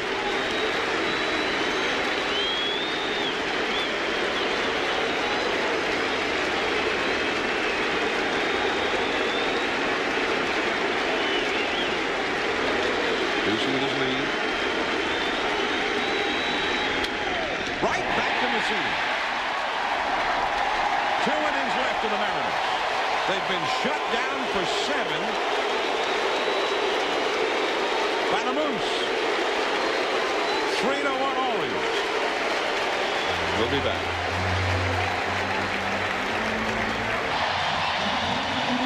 The call of the Moose so far in this ball game. It's getting louder as the game goes along for the big crowd here at Camden Yards. And Mike Mussina has just shut down the Mariners now 2 consecutive games. And now Seattle is truly facing extinction in the division series as Jeffrey Hammonds with a swinging strike against Randy Johnson. Johnson has 10 strikeouts, only 2 walks. He's given up only 3 runs, but he's behind. Right center field. Buhner on the run. The dive and the catch. Wow. Griffey-like by the big man, Jay Buhner. Well, with the speed of Jeffrey Hammonds, he may have saved a triple. He definitely saved a double, and he did shake himself up a little bit on the play, but nice catch there by Jay Buhner. When this ball was first hit, I thought it was in the gap, and Buhner took off for it, and he made a gold glove type play right there as he comes down with it, and he rolled over on his arm. I'm not sure if he injured himself or not, but it's a great play by great Jay Buhner. Now Mike Border has walked and struck out. Johnson's got that one. So this is an upset right here. Bordick has been retired on only 1 pitch. 2 down. Now let's go to Kevin Kennedy. John, I think Mussina is going to be out of this ball game. They were shaking hands with him. That being the case, Benitez is ready, and that being the case, then Davey Johnson was right in saving Benitez for today, as you mentioned earlier, 2 days off. So he's got a full bullpen to manage these last 6 outs. Benitez, Orozco, and then of course Randy Myers. Brady Anderson, who has struck out 3 straight times. Mussina with 101 pitches thrown through 7 innings, but remember, with 3 days of rest. Well, Randy has thrown a lot more, and he's had 3 days of rest too. So, but it's a good job by both, in my opinion. Randy Johnson has pitched. He's shown a lot of heart out there pitching the way he has in this ball game, and it could have been a magnificent game by both if not for the troubles he had in the first inning. I mean, he's still bringing it too. 94-mile-an-hour fastball right past Brady Anderson. And Brady, believe me, had been praying for a fastball all day long. Well, he thought he was. He wanted one of those 88-mile-an-hour fastball, not that 94-mile-an-hour fastball. Slider misses. 2-2. That's 115 pitches thrown by Randy Johnson now. Remember, he threw 35 pitches in the first inning alone. The Orioles got 2 runs in that first inning. Full count to Brady. To Jeff Rebelay on deck. Early 1994. That's the last time that Randy Johnson had 2 consecutive losses. That was, of course, in the regular season. Strike 3 called. 11 strikeouts for Randy Johnson. 4 times Brady Anderson. Time running out of the Mariners. Where is that offense? We go to the 8th. Unlike the story with Randy Johnson, where they want him to go all the way if possible, the Orioles have the bullpen as an asset. And although Mussina has been strong all the way through, they're going to go to that bullpen right now. The hard-throwing right-hander Armando Benitez up for the 3rd time in this series. He pitched in each of the first 2 ball games in Seattle, and he has come on for Mussina here in the 8th. Other changes. Roberto Alomar replaces Jeff Rebelay at second base, and Lenny Webster has come on behind the plate for Hoyles. I want to show you something. Maybe from now on, Brady Anderson might want to take off against Randy Johnson. This is the 4th strikeout. Now watch this pitch. Now see where this pitch actually starts? I mean, that's where it's starting. And then when it starts to break, you have to buckle if you're Brady Anderson. Right there, you see him break down, strike 3 call. And he says yes. But that's just a devastating slider that Randy Johnson throws to the left-hander. He starts that ball right at you, and it's just too difficult to stay there. Now Rick Wilkins will be the pinch hitter for the Mariners, veteran catcher. And let's go now to Kevin Kennedy. Well, right now you got Rick Wilkins, who's probably, I don't believe he's ever faced Benitez being a National League guy. Wilson is struggling, 0 for 13. I think he's a good fastball hitter. Wilkins is. You got a fastball pitcher. I think it's, you know, Lou Piniella is trying to get something going right now. He's got to. They're down 2. All right. So Wilkins 3 for 12 for the Mariners after being called up in September, including a double and a homer. He likes that low fastball toward the inner part of the plate. The one problem that Benitez has sometimes is that he can be a little erratic when he first comes in. He usually wiggles out of trouble afterwards, but he can be erratic, and he falls behind 2-0 here. Well, 1 year ago yesterday, Benitez came on with the bases loaded in a tie ball game at Jacobs Field. And after a great battle with Albert Bell, Albert hit a grand slam against him. The only win that Cleveland had in that series against the Orioles. And see, this is the problem that you have when you bring a guy like Benitez in. He throws hard, but you know how much control is he going to have when he comes in? He usually settles down, but first couple of hitters, the first few pitches, he usually struggles. He walked 43 in 73 in the third inning, so that's a very high total. About 5.5 walks for every 9 innings. He also struck out 106 in those 73 in the third. Pours that one in there. 3-1. Well, this is a situation where I believe that you should take another strike. You're trying to get something started here. The guy's thrown 3 balls. You don't want to let him get out of this jam just by throwing 1 strike, and then you go out of the strike zone to help him. Benitez, 24 years of age. Now Lou Piniella. Yeah, I think Lou says, no, you take 1. I think that's what Lou said. I mean, yeah, that's Lou Piniella. He's taking control here. He said, you take 1.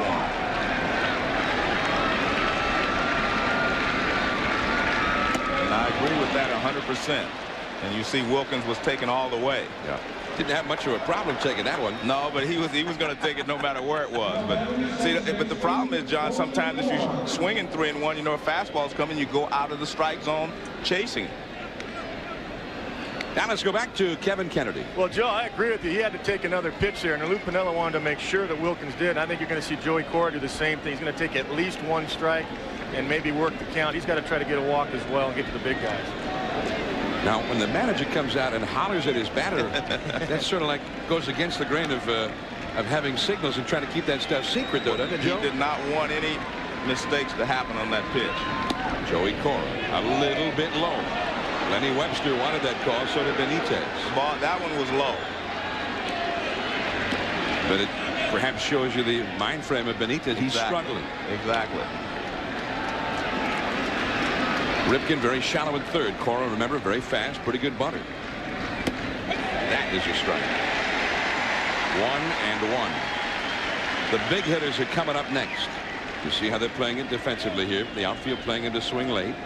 Palmeiro on the bag at first with Wilkins, who is not a fast runner. After Cora, then it's A-Rod. After Rodriguez, Griffey, then Edgar. All of their biggest hitters coming up next. That is a foul. 1-2 now. Cora is 0 for 3. Cora, Rodriguez, and Griffey, the top 3 hitters in the order, have been completely kept off the base paths in this game. 0 for 9 for the 3 of them.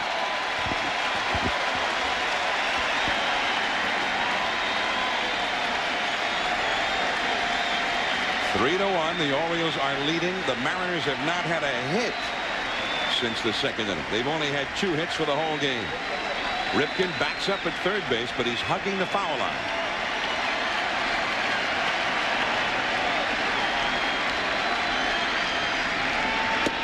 He changed up on it. Strike 3.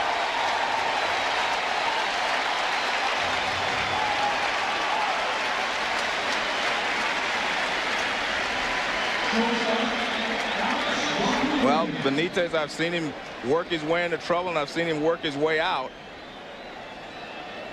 I actually don't know what kind of pitch that was, John. It looks like a fastball, but it wasn't clocked as fast as the other one. It didn't have much movement on it. Took a little something off the fastball, perhaps. Here's Alex Rodriguez. Too low. Similar kind of a pitch there, but much lower. And you see Rodriguez has had some success the few times he's faced Benitez. The home run he hit was earlier this week in Seattle, although the score was already out of hand when he hit it. Wilkins at first. Rodriguez taking all the way. Well, I don't necessarily agree with that.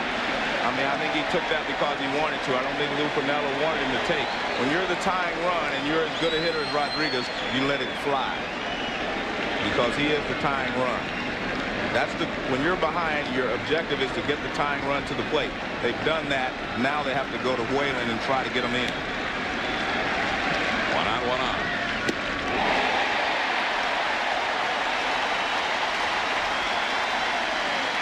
Again. Well, that's definitely not his splitter, and it's not a slider. Maybe he's invented a new pitch here because the speed gun is showing that to be a lot different than his fastball. Whatever it was, it's working. He struck out Cora with it, and it's put him ahead of Rodriguez. The crowd on its feet. Griffey is on deck. Check swing. That's a fair ball. Over to second, Wilkins. 2-man gone. And now, here's Griffey. And he is the possible tying run. And perhaps even, although they got more big hitters behind Griffey, perhaps he's their final hope. Their final best hope, anyway.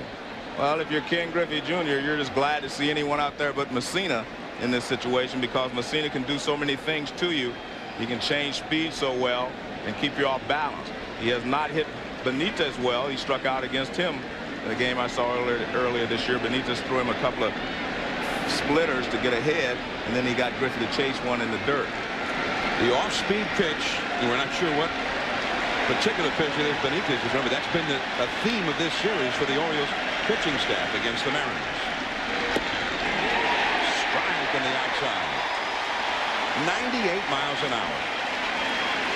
Well, that's smart by Webster there. They have not thrown Griffey many fastballs, starting off in this series, and they do so right there. A runner at second for the Mariners for the first time since the second inning. Hit slowly. Griffey laid out of the box. Ripken with the throw, and he got it.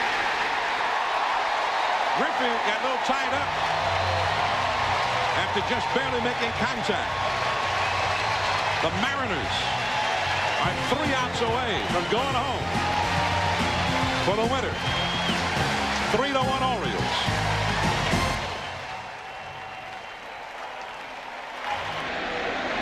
Roberto Alomar against Randy Johnson. Alomar, 2 games in a row against Randy in the postseason, kept out of the starting lineup by Davy Johnson. Inserted as a defensive replacement in the first half of this inning. Now leading it off against Johnson. Base hit.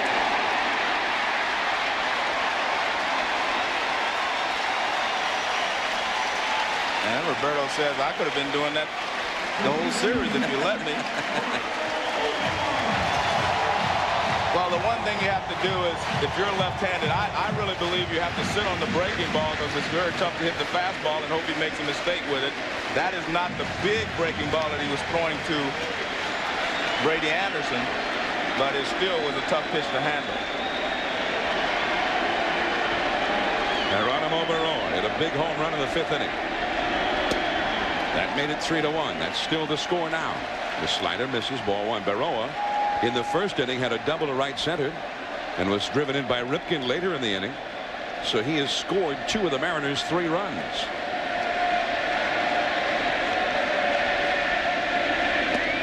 Chases that slider out of the strike zone. 1 ball, 1 strike. The Orioles hoping that this is the day when they dispatch the Mariners and look forward to either the Cleveland Indians or the New York Yankees. Yankees leading that series 2-1. They play later tonight at the Jake. 2-1. Bullpen activity for the first time for the Mariners. Bobby Ayala is up in the bullpen, and he is ready, as you can see the signal there. In the Baltimore bullpen, just down below, Randy Myers, the great Baltimore closer, is up. Again chasing the slider is Barroa. 2-2 the count. Randy Myers has only blown 1 save for Davy Johnson all year long, leading the majors in saves. Geronimo Barroa in this series, 2 homers and a double against Randy Johnson.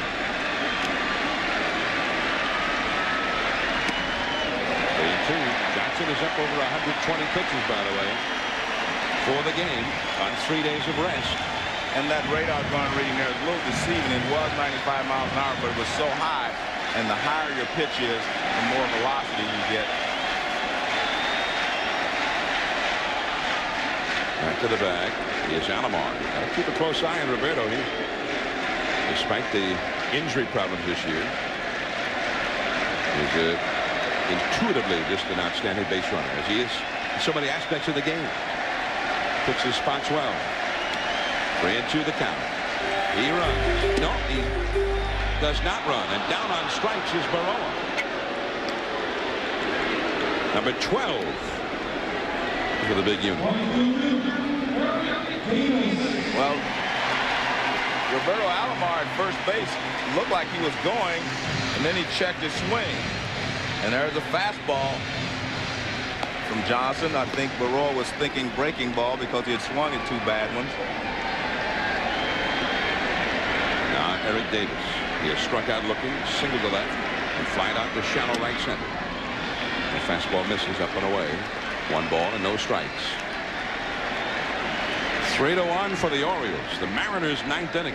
Edgar Martinez, Paul Sorrento, and Jay Buhner. Davis with a pop-up into the twilight. Sorrento going back. Runs out of room there. The Tart scored against the box seat railing. And as the sun begins to set in the west, the Orioles with visions of wrapping up this series and getting a couple of days off before they face either the Yankees or Cleveland. I'll tell you what, I think anyone who's watched this game needs to, tip their hat to Randy Johnson. He's pitched a very courageous ball game. He's just been up against a guy, Mike Mussina, who is equally as dominant today. The problem he had was in the first inning. I mean, that's really the story of this ball game right now. Fouled straight back by Eric Davis. On another day with 12 strikeouts and giving up 6 hits, we'd be saying Randy Johnson is doing his thing. But today, so far, that has not been good enough. Well, in this ballpark, as is the case with the Kingdom, this is a great hitter's ballpark. Right. Very friendly dimensions. Not a bad outing against the Orioles. Only 3 given up, and that is strikeout number 13 for Johnson.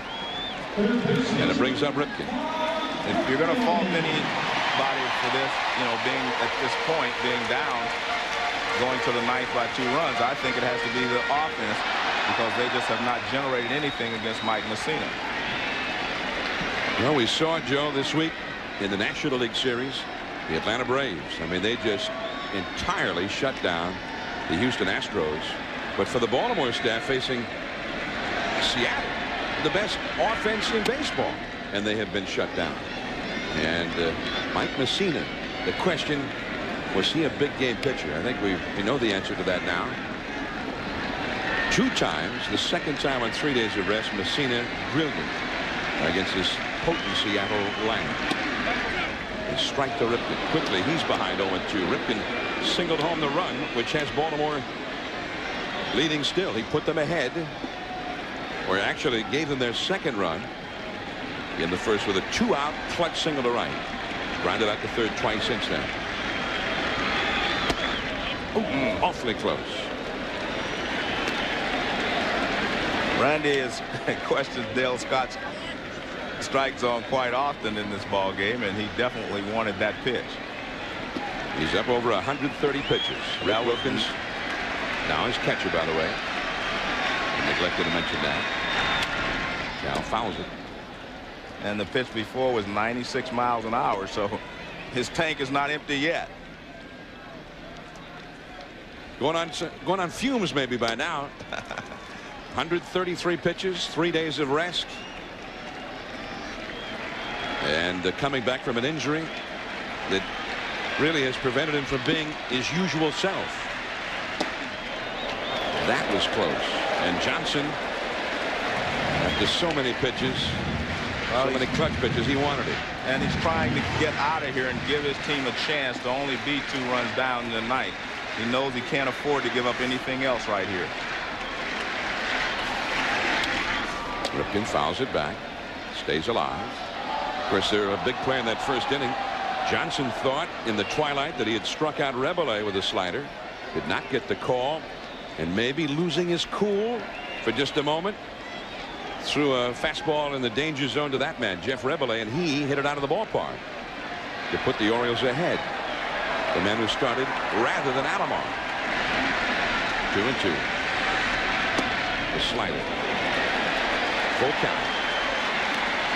One thing I'll give Dale Scott credit for is he stays with the pitch. I mean, he's staying with it. He's not raising up or doing anything. He's staying right there with it. So he's calling him as he sees him, whether Randy Johnson agrees with him or not. But he's staying with the pitch.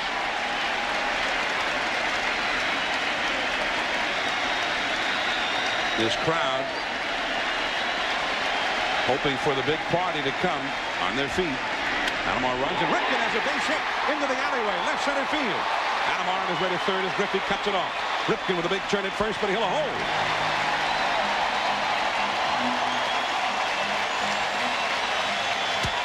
And that's the reason he wanted those pitches, because he knows that he doesn't have a lot left, and in fact Lou Pinella's going to go get him now. And I agree with this, because Johnson's pitching, you know, mainly out there on guts right now, and he's reaching back every once in a while trying to finish off the inning, and he hasn't been able to do it. So I like this move right here, because this guy's been very courageous today. He has thrown 137 pitches. Well, he may not come out. Randy is saying, and look, I have some left. That's, you know, so here's again. Now I'll say I like this, because Lou Piniella asked him what did he want to do, and Randy says, I want to stay, and Lou just wants to give him a chance to finish. I felt like he should take him out when he walked out there, but Randy says, I want to stay, and Lou says, okay, big fella. Well, Jackson symbolizing his whole ball club right here. Exhausted, right up against the wall, about to be extinguished, and yet he is, all of his teammates, gamely hanging on. Lenny Webster slowly to short. The quick throw to second just in time to get Ripken with Cora covering. And on one pitch, Johnson indeed does get out of it. The Mariners need two. Armando Benitez with Martinez, Sorrento, and Buhner coming up. Randy Myers also ready. Well, as you said, Joe, a courageous, gritty performance by Randy Johnson, not with that 97, 98, 99-mile-an-hour fastball we're used to seeing from him over and over again, but he had enough to strike out 13 Orioles, and he's kept his ball club in this game, but now he needs some help. Well, he's the kind of guy you want in the foxhole with you, but unfortunately for him and the Mariners so far, the Orioles have had Mussina on their side, but you know, you have to tip your hat to him and just say, hey, he did the best he could. He pitched a great ball game. Now it's up to the offense. You've got to score some runs. Myers with only one blown save, and that was back on May the 3rd against the Oakland Athletics. Jason Giambi hit a 2-run homer against him. Edgar Martinez leads it off. Myers is very similar to Benitez to me. He wiggles, he gets into trouble, but he always seems to wiggle out of it. So we'll see what happens here. He finished the year with 34 consecutive saves. That is a strike. So, I mean, if anybody has had that automatic security blanket, it's been Davey Johnson. To bring Myers in, game over.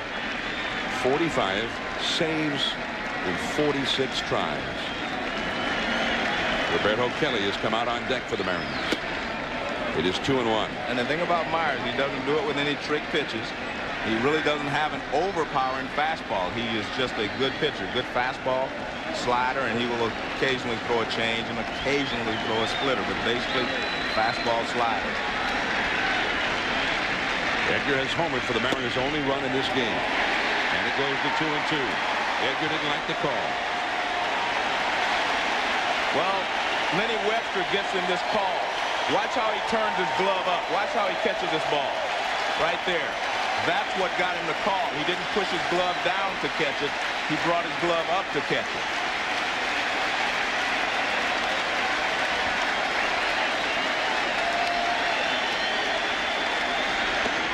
Struck him out.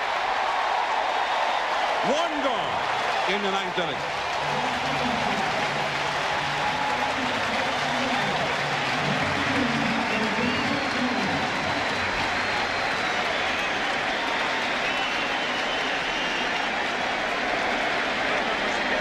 Now Roberto Kelly to pinch hit. Kelly 3 for 7 with a home run against Myers lifetime. Mike Mussina 7 innings. 1 run, 2 hits allowed, 7 strikeouts. He had 16 strikeouts in his 2 starts in this series. Ball 1. Mussina with the most strikeouts in a postseason playoff series in Orioles history. Jim Palmer had 15 a couple of different times. Once in a World Series, once in a League Championship Series. John, this is what makes the playoffs so special. The intensity level is turned up, and you see a lot of courageous performances. You see a lot of great things happen, and that's what makes this such a great game. And it's always elevated in the playoffs because the intensity level is always turned up. Well, we saw it yesterday with Facero, his first postseason exposure, and what just an outstanding gritty performance by him. Kelly fouls one back. Now they need Kelly to get on here. If he gets on, Jay Buhner is the possible tying run, and they could do a lot worse than having Buhner up there with a chance to tie it. You're right. Jeff Rebele. It was his home run in the first inning that put the Orioles ahead. Jeff Rebele, not Palmero or Alomar or Ripken. Jeff Rebele. Geronimo Barroa. 2 runs scored, including a homer. 1 ball and 2 strikes to Kelly. He reached for one there. He helped Myers. 48,766, and everybody on their feet. Going for the jugular now, Randy Myers. Just did get a piece of that one. 1-2. Last year, Myers did not have nearly as great a season as he had this year, and one primary reason, the Mariners destroyed it. But not this year. Mike Mussina. It's his win if Myers can hang on. Yeah. Strike 3 call. 2 down in the 9th.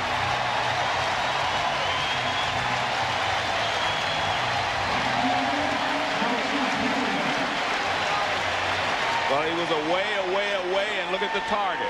Watch him hit the target. And again, it's just beautiful the way Lenny Webster catches the ball. Now Jay Buhner. Last chance for the Orioles.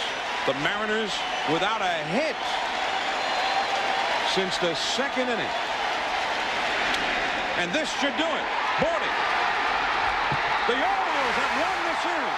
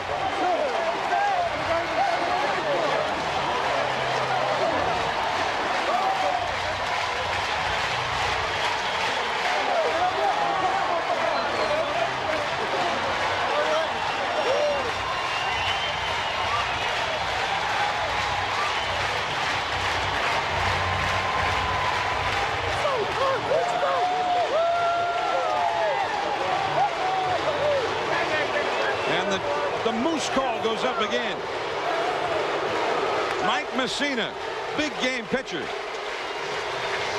The Moose has defeated Randy Johnson twice. Mussina and the Orioles have taken the best that the Mariners had to offer, and the Mariners have a lot of the best in the game to offer. And the Orioles have taken them in 4 games. And Eric Davis, in his battle for his life, enjoying the moment perhaps more than anybody.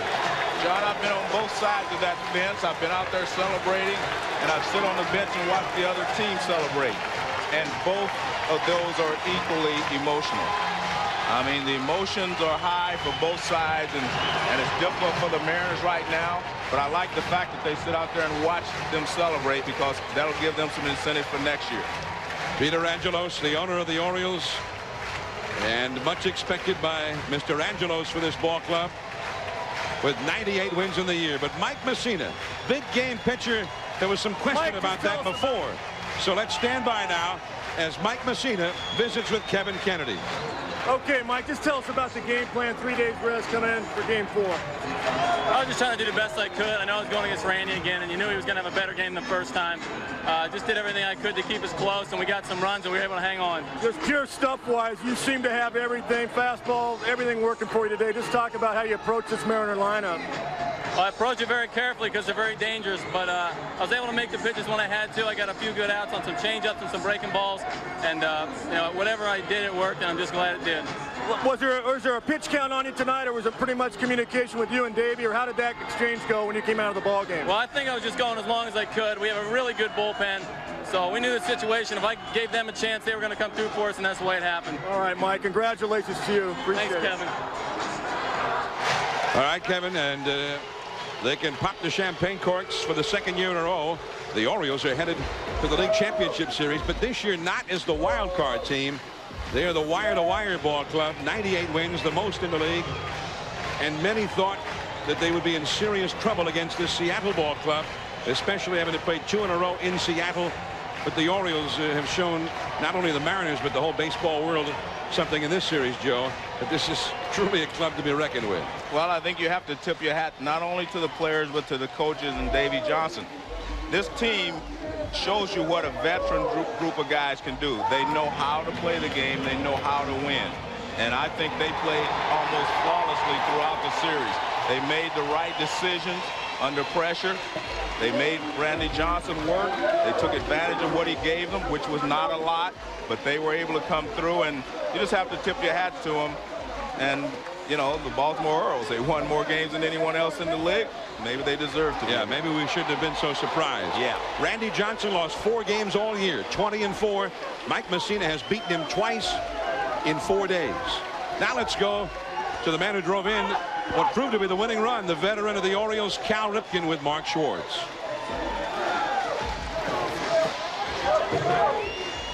Well, you can take a look at this Orioles locker room, and you know, a lot of people say, well, they shouldn't be celebrating yet because they haven't made it to the World Series. You know, I think they should be, because I think they should be proud of what they've done. The fact that, you know, a lot of people felt like Seattle was going to beat them because they had to start on the road. So I'll be honest with you, I think they deserve to celebrate, and I'm happy for them, and they just have to shake it off and get ready for the next series on Tuesday. And Cal Ripken obviously is involved in a few other things right now, not just yet able to talk with Mark Schwartz. And Cal Ripken, who drove in the second run of that first inning with the clutch 2-out base hit to right field. And the Orioles had won this series. They gave the Mariners 11 runs in the 4 games. And you mentioned it earlier, Joe, the intensity, the emotion that goes along with postseason play when you've got the best against the best.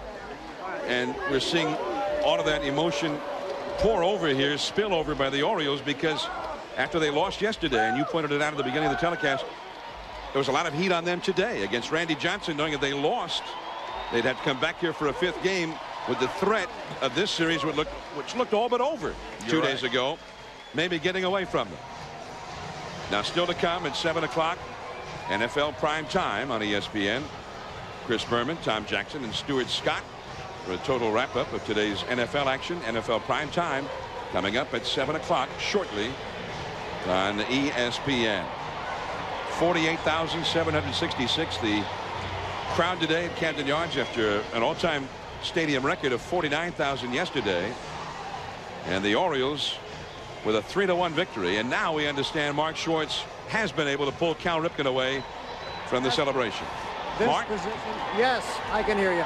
I'm here with Cal Ripken Jr.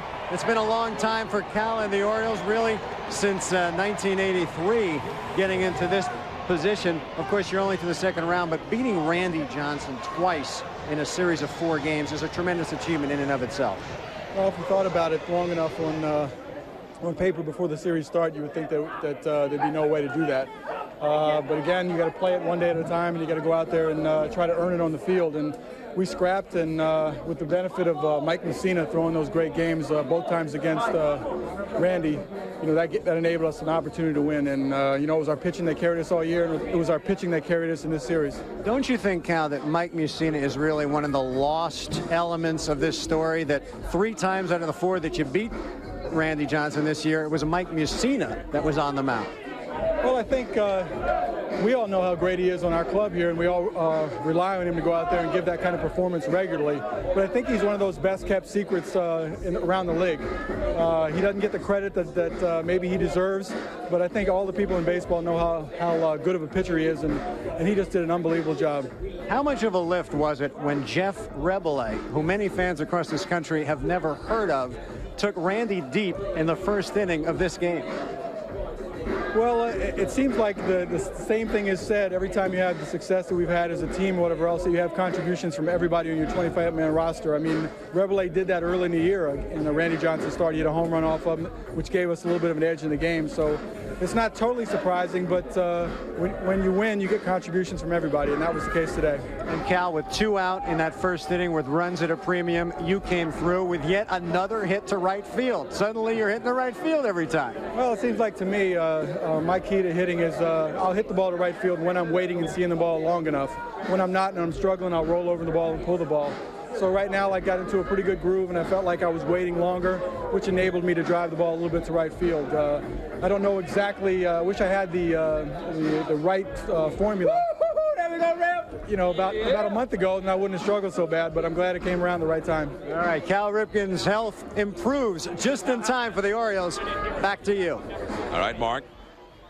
Bring on the Yankees. That's what they would truly like to see happen. The Yankees who defeated the Orioles in the American League Championship Series last year. The Yankees themselves still have to get past Cleveland, which they might do later tonight. For now, the Orioles know that they are there. We'll be back.